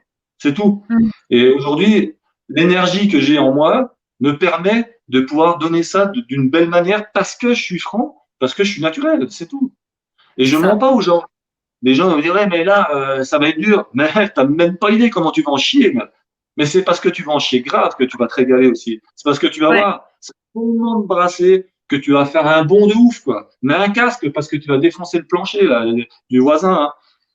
Et c'est ça qu'il faut comprendre. Le changement, c'est rare que ça se passe dans la sobriété. Même ok. quand on fait une démarche volontaire, il faut pas se leurrer. Quand on doit changer quelque chose, c'est quelque chose de profond, de bouleversant qui est en nous. Et souvent, on le réfute, on refuse ça. Ah non, je veux pas, parce que comme on l'a dit, je veux pas sortir de ma zone de confort, je veux pas que ci, je veux pas que ça. Moi, je veux bien faire le truc, hein, mais c'est comme quelqu'un qui dirait, moi, je veux bien faire un marathon, mais je veux pas transpirer et je veux pas arriver essoufflé. Hein, ok? Bon, bah alors, fais pas un marathon, quoi. Va à la plage. Ah, Mais là, voilà, tu veux changer, voilà, donne-toi les moyens de changer. Va chercher au fond de toi cette force, cette puissance. On a tous ça. Et mon boulot, mon plaisir surtout, c'est de le révéler chez les gens, c'est d'aller le chercher et d'aller l'extirper quand eux sont plus capables de le faire. Je plonge à travers leurs entrailles, je vais au ouais, fond du cœur et je le chope ça. Et après, les gens, ils sont comme des dingues, quoi. Émerveillés, ils se disent, mais putain, mais je savais pas que j'étais capable de ça. Mais tu sais rien, tu es capable de bien mieux que ça encore, tu vas voir. Et les gens, ils évoluent, ils sont comme des dingues, quoi. Et là, là, tu sens les gens qui se révèlent, tu sens que ça bouillonne, tu sens cet amour, cette puissance qui est générée, quoi. C'est grandiose. c'est énorme. C'est ça, moi. Mais c'est ça que je veux partager, c'est ça que je veux faire dans la vie. Je veux C'est donner trop bien. ça aux gens. Et bordel, j'en bouffe, ça c'est un truc, c'est rien que quand j'en parle, ça me transcende. Mais trop, trop, trop. D'ailleurs, Tita, avec les 3 ateliers qu'on va vivre, donc ces changements, ça va secouer. Et en gros, tu n'as pas le choix, quoi. Tu viens, tu vas secouer et tu ressors, tu as changé. Et ben, est-ce que tu peux nous parler des bonus? Parce qu'il y a aussi des super bonus dans ton produit. Alors ouais, il y a des bonus, mais avant de parler des bonus, tu viens de dire quelque chose qui est, qui est, qui est intéressant parce que ça me fait penser à quelque chose que je dois spécifier. Ok, On va partager des choses, on va partager des choses, ça va bouger. On va créer un cercle relationnel en faisant ça aussi. Ça, c'est très important. Ce que je trouve bien, c'est que quand on fait ça, en faisant des ateliers comme ça, on crée une inertie de groupe. On crée un cloud, un égrégore, comme on appelle ça. Un égrégore d'énergie positive. On va monter la vibration de tout le monde. On va d'accord. s'éclater. On va s'éclater dans le bon sens du terme, pas s'éclater la tronche, mais on va vraiment se régaler. Mais je lâche jamais les gens. Je veux pas que les gens ils soient largués dans la nature après. C'est-à-dire que ces 3 ateliers, à chaque fois, j'aime bien créer un groupe, par exemple, un groupe Facebook ou Instagram, quelque chose où on puisse se retrouver aussi et continuer à partager des choses. Et que ceux qui veulent continuer à évoluer, continuer à parler, créer des inerties, des fois ça crée des amitiés, ça crée plein de choses. Des gens du même coin qui vont dire ah mais t'es dans le coin, ils vont se retrouver puis après ils mènent leur vie, on s'en fout. Mais on est l'instigateur de ce début, de cette croissance, de cette mise en relation. Notre job en tant que coach, c'est ça aussi. C'est mettre les gens en relation avec eux-mêmes d'abord et après Ouais, avec les autres. Donc ça, c'est très important. Pour moi, le vrai bonus, il est là. Il est sur le suivi. Après, dans les bonus, moi, je propose aux gens, je propose 30% de réduction sur la première séance de coaching. La première, elle est gratuite de toute façon. Hein, je ne la fais jamais payer. La première, c'est d'accord. le débriefing. Donc, Trop en bien. fait, le vrai bonus, c'est une séance gratos. Et puis, la deuxième séance, donc là, on parle pas des ateliers, on parle pour les gens qui veulent mes services en tant que coach. En Ouais, tant que coach non conventionnel, j'insiste là-dessus, parce que je suis masterisé, j'ai le diplôme et tout, mais je pratique le coach d'une manière non conventionnelle. J'aime bien le dire, ouais, Bon, peut-être ça s'entend ou ça se voit, mais moi, je sors des sentiers battus. Je fais un Mhm. mélange de tout ce que je sais, de tout ce que j'apprends, tout ce que j'ai appris, mais tout ce que j'apprends, parce que je suis un éternel étudiant. Et le coaching, pour moi, c'est ça. D'ailleurs, j'aime pas ce terme de coaching. C'est galvaudé. Aujourd'hui, ça veut plus rien dire. On parle d'accompagnement, mais c'est vrai que c'est un peu mieux l'accompagnement, ou du coaching, qu'importe le nom qu'on donne. Mais c'est vraiment ça. Dans l'accompagnement, moi, j'accompagne les gens en étant qui je suis et en les faisant être qui ils sont. Et Bien pour sûr. ça, je puise dans tout ce que j'ai appris, que ce soit dans les médecines parallèles, dans le spirituel, dans les trucs plus cartésiens. Et c'est ça, j'utilise un tout parce que moi, pour moi, c'est pas allopathique, c'est holistique. J'utilise ça comme une médecine holistique en fait, quoi. Donc, je suis très fort en nutrition, je suis très fort dans les compléments alimentaires, etc. Donc, j'ai un panel qui est hyper large. Je connais énormément de maladies, je connais beaucoup de choses, je connais le fonctionnement du corps humain. Ça fait 35 ans que j'étudie ça dans tous les sens et ça finira jamais. Donc voilà. Après, donc, je reviens à ta question. Donc, c'est 30%. La première séance est gratuite, la deuxième, je fais 30%. J'offre une dédicace personnalisée aussi pour tous les gens qui achèteront le fameux bouquin qui vient de sortir. Ouais, Euh, trop et puis, bien. je sais plus après. C'est trop bien. Ben déjà, on a mis un mot de passe super rigolo là. Si vous achetez les 3 ateliers, vous aurez donc tous les bonus que Tita vient de dire. Et, et on a mis donc, santé Tita, on a mis un mot de passe que vous donnerez à Tita. Et comme ça, il pourra vous offrir les 30% sur la deuxième séance de coaching, donc gratuite. Ouais. 30% en moins. Première séance gratuite et deuxième séance 30%, plus la Et pour dédicace. ceux qui auront le livre, il y aura une dédicace personnalisée aussi. Ouais, super. Pour la Je vous remets personne de.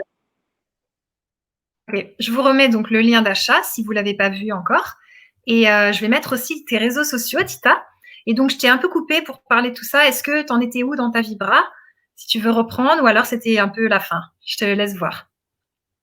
Alors, je regarde juste un peu mes notes, ce que j'avais Ouais, noté. Que moi, je m'emballe, tu vois. Après, je peux parler toute la nuit, hein, donc, ouais, j'ai vu, c'est bien. C'est super. Je sens l'énergie du coach là. Alors, c'est vrai que, bon, synthétiquement, si, euh, si je reviens un petit peu dans ce que j'ai dit à un moment donné, il y a quelque chose qui me tient vraiment à cœur parce que je m'en suis rendu compte à travers ce que j'ai traversé et ce que d'autres personnes ont traversé. J'aime bien cette notion de perception parce que c'est une notion qui est très personnelle, forcément, mais je pense que c'est elle qui définit tout. Pour moi, ça me fait toujours penser à Einstein. Bon, moi, j'étudie aussi la physique quantique, j'aime bien ça, toi aussi d'ailleurs, Ouais, et j'aime bien aussi tous les travaux de Max Planck, etc. Mais il y a une phrase, je pense tout le temps quand je parle de perception, ça me fait toujours penser à la théorie de la relativité d'Einstein, bien que ça n'ait rien à voir avec la sienne. Mais pour moi, le seul parallèle que je fais avec, c'est que pour moi, tout est relatif dans la vie. Tout est relatif par rapport aux gens, par rapport à qui on est, par rapport à l'instant. Et la perception qu'on a de qui on est, de ce qu'on vit, de ce qui nous environne, se modifie, comme on disait, en permanence. ok. C'est aussi ça pour l'intérêt d'aller chercher de l'aide, de faire des ateliers comme on propose, d'utiliser les services de quelqu'un comme toi, quelqu'un comme moi, de n'importe qui fait de l'accompagnement, hein, que ce soit un coach ou qu'importe le nom qu'on lui donne. Mais c'est d'être conscient que c'est nos différences qui nous enrichissent. Sans ça, la vie, elle n'aurait pas de goût. Si maintenant on était tous pareils, si maintenant on vivait tous dans le même environnement, ben, on n'aurait pas besoin de partir en vacances, on n'aurait rien à partager. Le fait de lire le bouquin de quelqu'un d'autre va m'enrichir parce que il écrit pas comme moi, parce qu'il pense pas comme moi, ça va me permettre de réfléchir différemment, de me dire, ah ouais, tiens, et si sa vérité à lui, elle venait empiéter sur ma vérité à moi, finalement. Est-ce que ça remettrait pas peut-être en question ou en cause ce que je pense pour aller dans un autre sens? Est-ce que ça m'ouvrirait pas un peu des horizons? Est-ce que là, je me suis pas un peu fermé? Donc, en allant chercher des infos, des connaissances ailleurs, on ouvre ce spectre-là. Et c'est ça qui est important. Le fait d'aller chercher un accompagnement va amener un raisonnement, une attitude qui va être différente de celle qu'on aurait eue intuitivement, parce qu'on est tout seul là, quand on va penser ça, puis on pense que c'est juste. Peut-être c'est le cas, mais ça amène un autre avis. Et du coup, bah, ça change notre spectre, notre vision et donc notre perception de nous-mêmes et de ce qui nous environne. Et c'est vrai que ben, à travers toutes les configurations qu'on va rencontrer, qui vont nous plonger dans des situations traumatisantes et qui devraient engendrer, suite à la résilience et au changement, une nouvelle vie, une nouvelle étape dans notre vie, il y a des fois, on n'est pas capable de faire ça. Et il y a des fois, on va s'embourber pendant des lustres là-dedans. Mais des lustres, il y en a, c'est toute une vie qui passe comme ça. Toute une vie. Et ces gens-là sont dans le déni. Et ils veulent pas s'en sortir. Et ils disent, non, non, non, ça va, ça va. Et c'est comment ça va, comme un lundi, vivement vendredi, machin, toutes ces phrases. On fait aller, tu sais, les gens qui te disent on fait aller. Je l'ai entendu tout à l'heure. C'est genre Ouais. les gens de 70 ans là. Comment vous allez? On fait aller. Ça, c'est vraiment la phrase, ça veut tout dire. C'est des phrases de dépressifs, quoi. En gros, c'est vrai. Hein, moi, si je dis ça, c'est que je suis pas bien, quoi. C'est que je me force. Ouais, ben voilà. Mais bordel de merde, on n'est pas là pour vivre ça. C'est des étapes, mais il faut qu'on sorte de là. Et on doit s'entraider pour ça. On peut pas rester seul. Moi, je me suis tiré des balles tout seul, mais tiré des balles. Je me suis rendu malheureux tout seul. À ressasser des trucs et tout, à patauger dans ta solitude, machin, etc. Mais purée, tu t'en sors pas, quoi. C'est pas humain, quoi. On peut pas laisser les gens comme ça. Moi, je suis prêt à aider les gens. Moi, je veux les accompagner, les gens. Parce que je l'ai vécu, tout ça. Et j'aurais aimé qu'on me tende la main aussi. Mais il y a des Ça. fois, comme je dis, on n'est même pas capable de la tendre la main. On est là, tout fébrile. Ouais, t'as une main, tu sais, nous, en alpinisme, on chope comme ça. Là, t'es là, tu prends le bout des doigts, t'arrives pas à attraper, tu sais pas quoi faire, t'es timide, ça rip, machin. Et c'est à nous, après, des fois, de choper les gens qui arrivent pas, puis de les hisser, puis leur montrer qu'après, ben oui, t'es capable de monter. Et on va les chercher au fond de toi, parce que tous, sans exception, on a des ressources. On n'est pas tous égaux. Il y a que la mort qui nous rend égaux. Le reste, le reste, c'est la seule citation que j'ai mis de moi dans le bouquin. Dans le bouquin, j'ai mis plein de citations. À chaque chapitre, j'ai mis des citations parce que je trouve ça intéressant. Et la seule que j'ai mis, parce que j'en écris depuis longtemps, c'est celle-là, tiens. Je vais vous la lire. Vas-y. La seule certitude de la vie, c'est la mort. Elle nous rend tous égaux.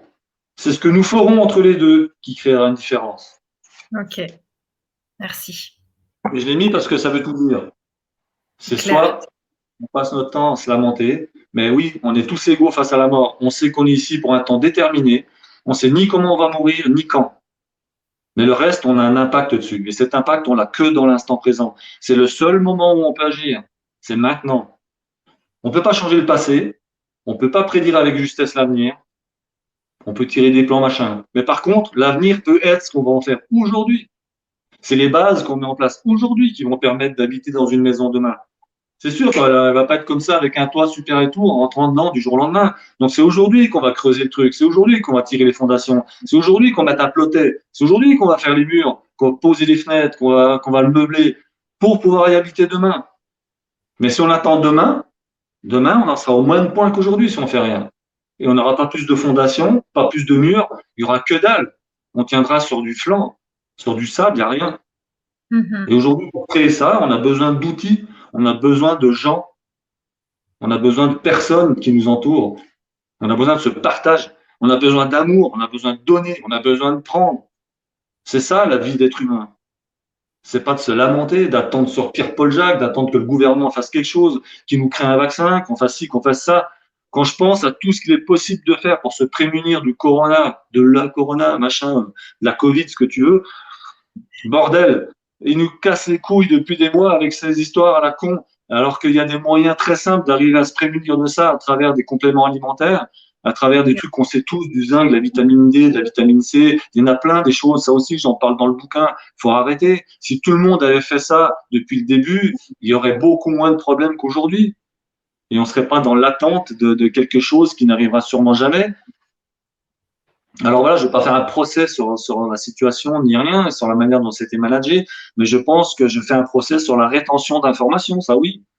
Ils disent des solutions simples et naturelles, mais elles ramènent de fric à personne quasiment. C'est que des laboratoires paramédicaux, c'est pas Big Pharma qui est derrière, donc ça ne les intéresse pas. Par contre, balancer un vaccin ARN à des tas de gens en modifiant le spectre de leur propre humanité, sans avoir fait de tests, sans avoir de recul, ni les conséquences et les effets secondaires qu'il peut y avoir, moi, je vais te dire qu'il n'y en a pas un qui m'approche avec ça, en tout cas. Mais bon, c'est mon avis, hein, une fois de plus. Bien sûr. Alors, Tita, je te propose qu'on remonte un peu le chat. On va regarder ce que les auditeurs nous ont dit. Oui. Et je vous invite à écrire des questions si vous avez envie de poser des questions à Tita. C'est maintenant, vraiment, c'est maintenant. Donc, on revient, on va se remettre un peu dans le contexte parce que c'est des questions du début. En ce moment, c'est difficile de voir les sourires. Donc, je pense que Florence, tu parlais des masques. Oui, mais attends, c'est super intéressant. Merci Florence. Florence D, je te remercie du fond du cœur pour ton commentaire. Parce que moi, tous les jours, en Suisse, on est beaucoup moins embêté avec ça, hein. Mais maintenant, on doit le mettre quand on va dans les magasins, par exemple, hein. Je me force tous les jours à sourire sous mon masque. C'est Parce ça. que même si on ne le voit pas, ça change ma vie. Je te jure, essayez ça. Essaye Florence. T'as pas besoin de voir le sourire des autres, c'est ton sourire qui compte. Et si tu souris, toi, ça va se voir, même extérieurement, même en dehors du masque, ça se verra, parce que ça va se voir dans ton intérieur et ça va transparaître dans l'extérieur. Je te garantis. Fais le test. Tous les jours, je me force à sourire avec le masque. Et même la Mhm. nuit, quand je vivais des moments d'angoisse, des trucs comme ça, que j'étais pas bien, à chaque fois, je me forçais à sourire. C'est con comme la lune. Tu veux démultiplier ça, mets-toi en face de la glace. Et souris-toi en face de la glace. C'est un truc de fou. Moi, je fais des ateliers, j'appelle ça l'atelier fou rire. Et je montre aux gens comment se poiler. Et je te jure, au bout de 3 minutes, on est tous bidonnés à pleurer, alors que pas un a dit un mot. C'est ça. Euh, fantastique, Trop bien. fantastique. Donc, merci Florence. Et souris toujours sous ton masque. Et faites-le tous. Super. Alors là, Agnès nous dit oui, juste un sourire sans masque. Bah, vas-y. On a Fadi qui nous dit bonsoir à tous, les hugs, ça fait vraiment du bien. Ouais. Et Nathalie C'est qui cool. confirme le sourire se voit aussi dans le regard. Pour Patty, scientifiquement, c'est prouvé, hein. Et je donne toutes les sources dans le bouquin aussi, par rapport à plein de choses, les yugs, tout ça, le fait d'avoir des contacts, faire l'amour, etc. C'est scientifiquement prouvé. Ce que ça amène, bah, c'est un peu comme le sport, hein, ça génère des endorphines, etc., de la dopamine, donc toutes les hormones du bonheur. C'est tout détaillé aussi dans le bouquin, c'est vraiment important. Donc merci. Super. Il y a Agnès qui a une stratégie, elle dit je porte depuis le début de cette pandémie un masque transparent, un peu comme la visière, du coup je le vis un petit peu mieux. Et juste un Ah, peu. excellent, excellent. C'est bon, ça. Et là, elle nous a écrit plein de trucs. Elle a dit eh oui, le sourire se voit dans le regard et dans ce qu'on dégage. T'as raison, Agnès. Et c'est ce qu'on a dit tout à l'heure. Ça se voit dans les yeux, ça se voit sur ta peau, sur ton visage. En fait, les zygomatiques, hein, quand on sourit, ça fait travailler je sais plus combien de muscles, c'est un truc de ouf. Et du coup, ça se voit partout. On le voit effectivement, t'as raison. Merci. Et elle rajoute plein de trucs. L'humour, l'humour, l'humour. Oui, pas d'autre alternative. L'humour et l'autodérision. Bah ouais, faites l'humour, pas la guerre. Oui, être créatif est tellement important. Et oui, être devant BFM toute la journée est délétère. Mais C'est chacun fait clair. comme il peut. Ouais, c'est vrai. Il y a Fadi qui te dit la solitude est un ressourcement, une respiration. Oui, alors, une fois de plus, j'avais une précision. C'est vrai, Fadi, mais euh, pas à long terme. C'est-à-dire que c'est bien sympa, mais pas tout le temps. Hmm. Ce qui est important, ce qui fait la différence, c'est d'avoir de la solitude en sachant qu'on n'est pas seul quelque part. Ça, c'est aussi très réconfortant. Ouais. Il te dit aussi merci pour ces pépites et ces rappels. Merci, ouais. Il y Merci a à toi. Valérie qui te dit bravo quand même. Donc c'était dans le contexte, il faut revenir dans le contexte. Et Maria, c'est vrai tout ça, c'est très vrai. J'ai adoré votre question. Et que ferait l'amour à ma place? Merci. Ouais. Ah, c'est top, hein. C'est pas de moi, hein, ça. Je sais plus qui a inventé ça. C'est une écrivaine qui a écrit ça. Je sais plus son nom. Mais c'est pas Il moi qui l'ai paraît inventé. que c'est dans Conversation avec Dieu, nous dit Florence. Ouais, c'est possible, ouais. Je D'accord. sais pas. Je sais plus, ouais. Ok. Elle dit aussi rechercher et choisir un bel entourage. C'est vrai. Alors Agnès, elle continue à nous dire pareil, aucune info, aucun journal et on sait quand même. Eh oui, C'est clair. L'info, elle arrive à nous, hein. Quand on n'y va pas, elle arrive toujours vers nous, hein. C'est ça. Maria, elle dit la même chose. Euh, et Agnès, elle dit, sans regarder, on sait quand même, car les autres nous disent. Et du coup, on peut échanger. Ah ouais, c'est ça. C'est sûr, ouais. Et par rapport à ton histoire des petites tortues, Florence, elle a fait le lien avec le colibri. Tu connais l'histoire du colibri? Non? Il y a un gros incendie et en fait, il y a un petit colibri et il va chercher un petit peu d'eau dans son bec et il arrive et il éteint des petites flammes. Et là, il y a tous les animaux de la forêt qui lui disent, mais tu sers à rien, franchement, vraiment, tu sers à rien et tout. Et là, il dit, je fais ma part. Excellent, ouais. Si j'ai tous pareil, ça serait bon. Ouais, c'est C'est bien. ça, Génial. cool. Ouais. Alors, Claudie, elle te remercie infiniment. Ben, merci à toi, Claudie.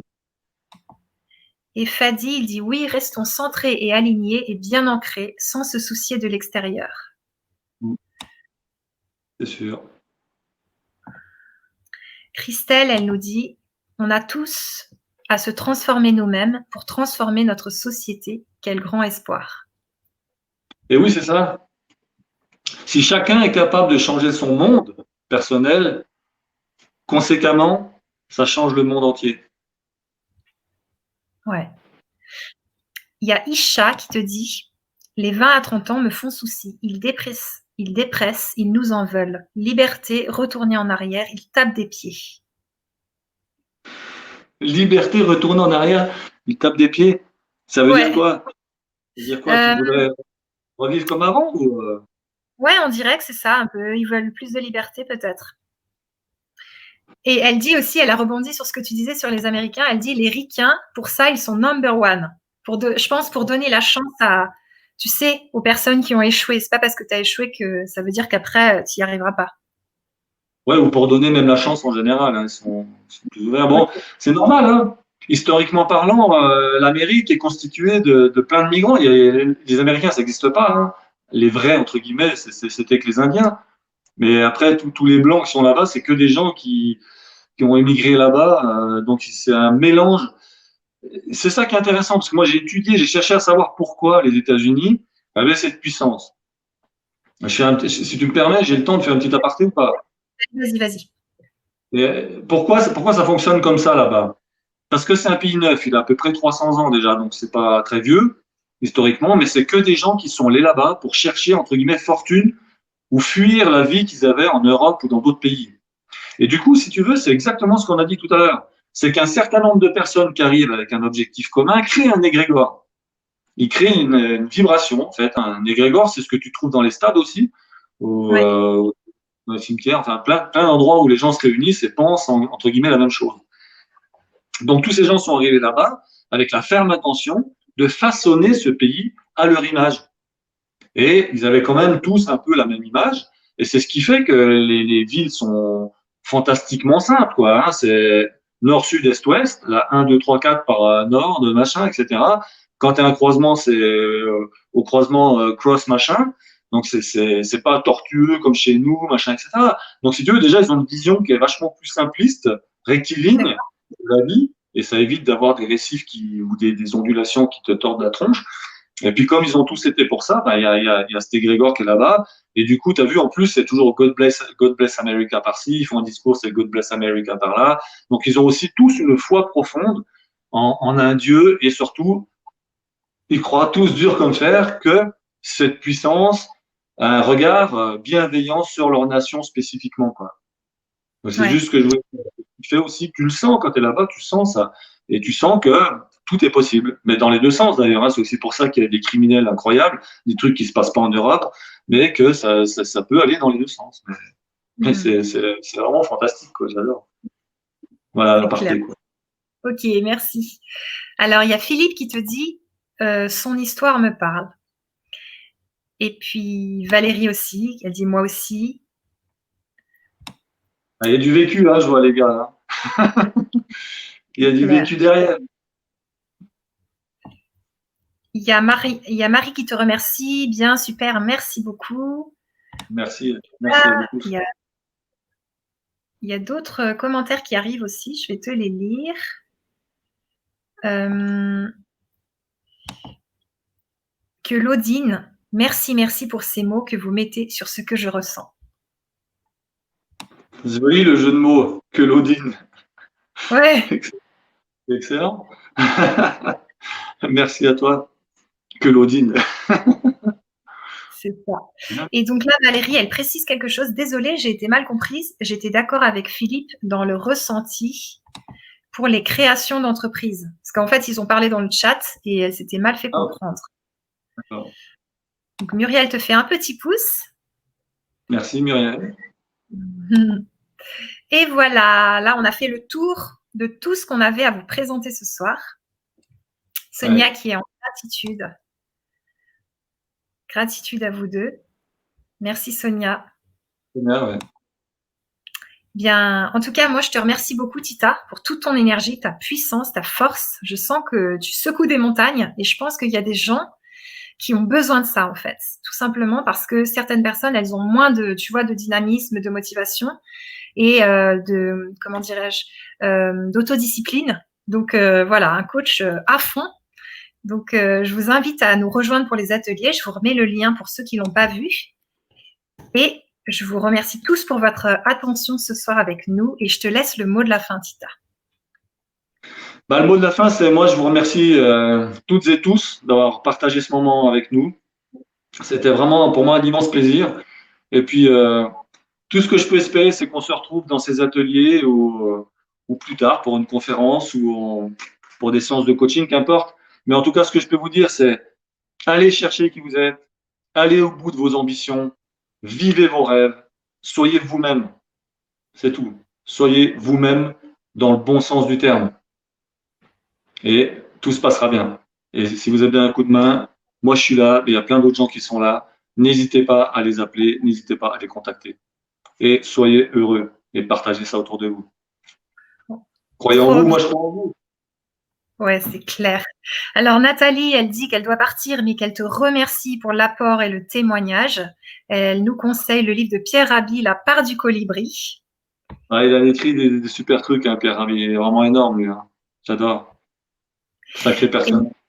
C'est ça. Et Martine nous dit merci infiniment, je vous adore, ça nous a fait un bien fou. Meilleurs vœux, everybody. Bisous de Belgique. Ah, excellent la Belgique. Moi j'y vais souvent aussi. J'ai des très bons amis là-bas à Bruxelles. Je les embrasse aussi. On vous embrasse et on vous remercie pour votre attention. Et on vous dit donc à très bientôt. Bye. À très bientôt. Je vous souhaite une belle vie. Ciao.